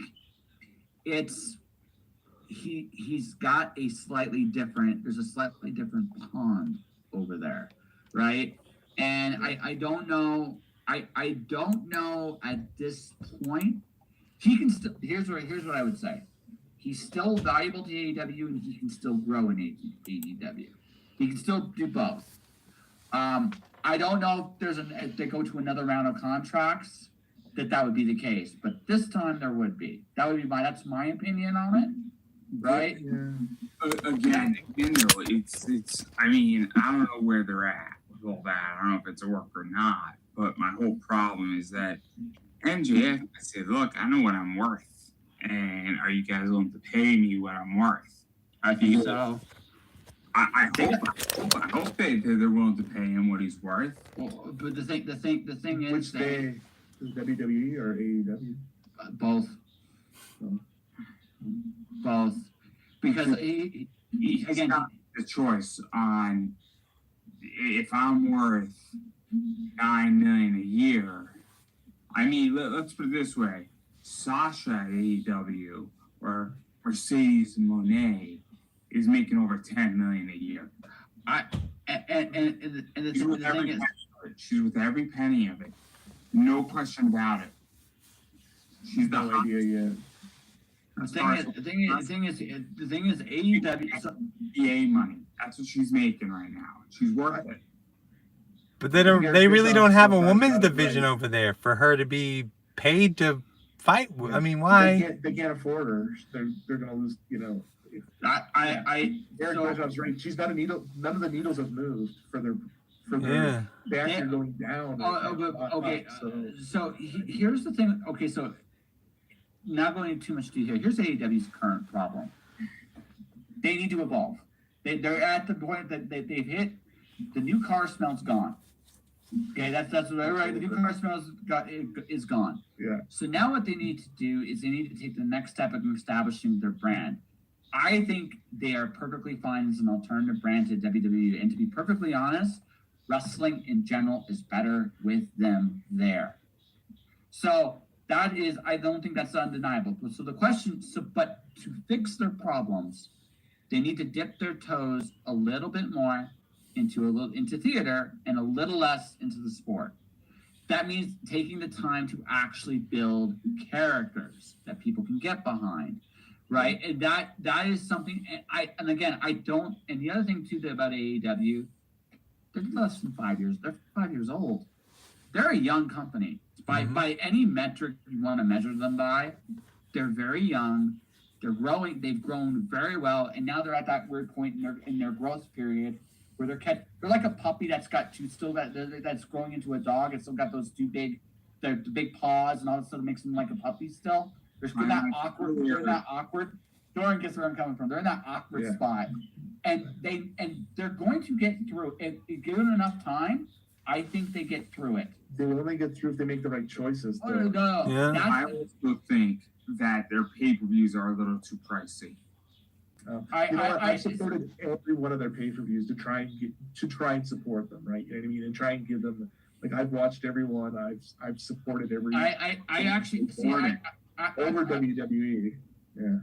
I can't afford it. But now I'm. Every other month, I can afford, but like month or every other month, like if they do 10 pay-per-views, I can afford 5 of them a year. I can't. That's Osprey's the only thing of interest right now. There, that's it for me.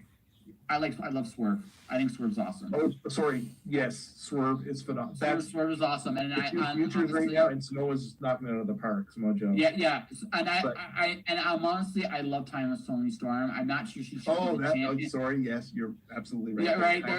They have so all of which to say, they have a lot of bright spots. But none of it's. The problem is nothing's moving, and why? But again. They're in that weird spot. They're in that weird spot right now. So they're not the hot. Here's the other thing too. WWE has hit the hot wave.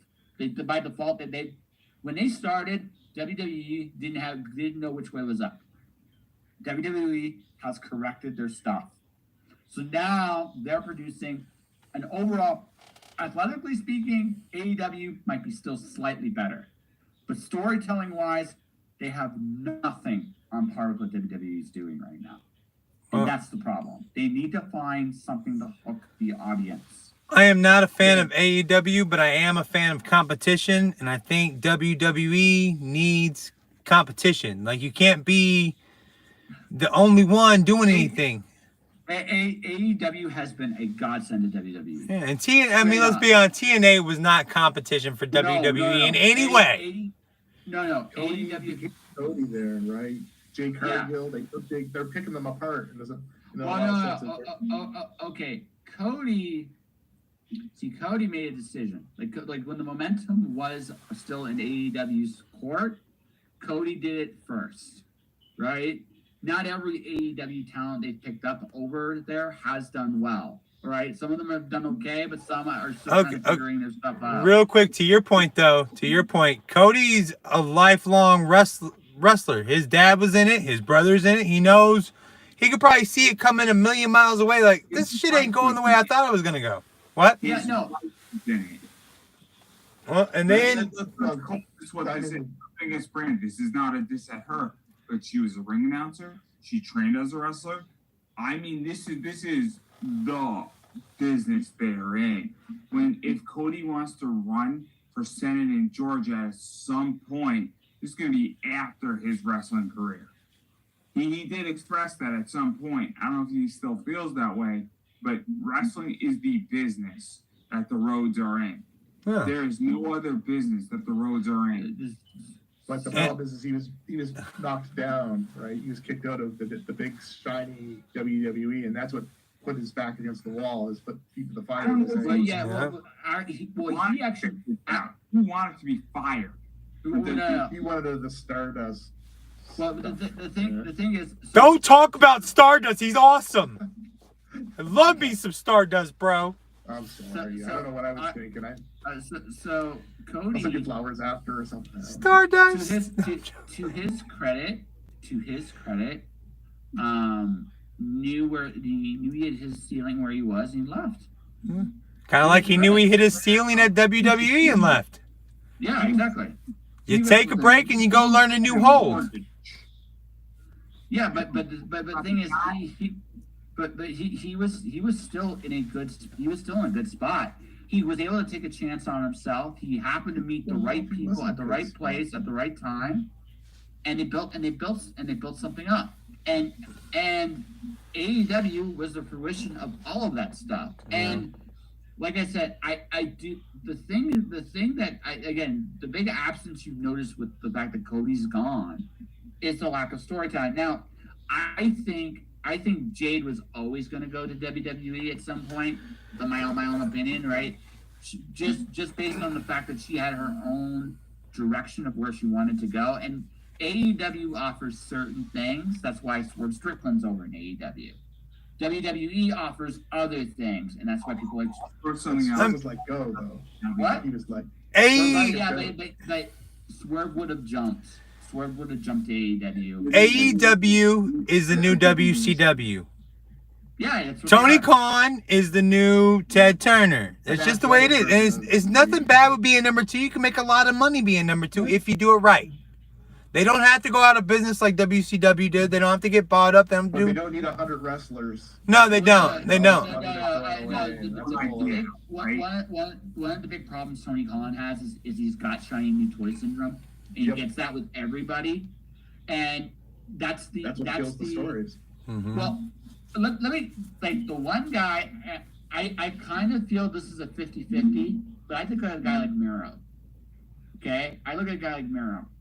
When Miro first came out there and he became the TV champion, that was awesome. That was freaking cool.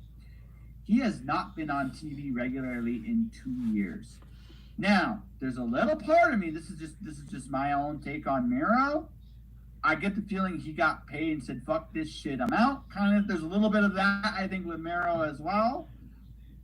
But there's also, this speaks to something I've seen with they don't have the WCW problem of too many old guys. They still have old guys, but they still have young guys wrestling on top. They think they actually have that well down. What they need to do is they need to, their infrastructure in the company needs to catch up with the talent in front of the camera, right? Yes. That's where they're at, and that is where they're at, and they're in this awkward spot. I think they figure it out. I think they hire the right people. They get the right people in place. You know? I think, but I also think Tony Khan's going to have to delegate, and that's fine. Yeah. I think that's going to come with some ups and downs in the next year or two. But if they can weather another year, like if they weather a year of this, I think they're fine. It's the TV deal. I think what they Ring of Honor is smart, where you have people like Billy Starks, and I love Billy. I've interviewed her. Yeah, she's cool. She's fantastic. I love Athena. Athena's my favorite thing. Athena's, but I feel bad that she's stuck on Ring of Honor though. You know what? I don't because she functions in that spot. She's been fantastic. Like I just mentioned one thing with Billy Starks and all that stuff that they were doing. Oh, brilliant, so smart. But I think my whole thing about Ring of Honor is that let Billy work for freelance, let Billy work on the indies, and let some of these talents work on the indies, but also work for you and not be able to go to WWE. Okay, there's a double-edged sword with that. Again, talent. There's a risk. And they've had this happen a few times where talent gets hurt on other shows, right? And this is I get that position, but so freelance is a big enough platform where I think the risk is worth it. So don't work on a show that's only getting 10 views. No, I don't care. I don't care about the views. What I care about is, okay, you want them to get better at their craft? I get that. I don't care. Working in front of 10 people is an experience. Working in front of 1,000 people is an experience, right? I don't care. They'll teach you different things about different level than you are. Then I don't think we have the same viewpoint. Wrestling Open hits a demographic that is really, really important right now, where they are a weekly show that has legitimately gone from nothing to something. Sure. And so, sorry, breathe wrong air. But the point that I'm getting at is that as soon as I figure out how to breathe again. Well, I'm leaving. I'm no longer working on a show with only 10 views. Medic. This 10 view bullshit is, I'm over it. Oh, okay. My point is that if you are in front of, on a daily basis every Thursday night, in front of 12,000 people are watching on a streaming level, that's going to naturally affect Ring of Honor. It's going to affect AEW, and I think that's the secret sauce. So if you're Billy Starks, that's my position, is that you want Billy to be on Wrestling Open. You want her to be on freelance. You want her to be in certain positions that get a lot of attention. I want them to learn how to work safer, so that they can actually work longer careers. I don't really care who they're watching them. What I care about is the fact that if I am Tony Khan, I am putting anywhere from 6 to 7 figures into these guys.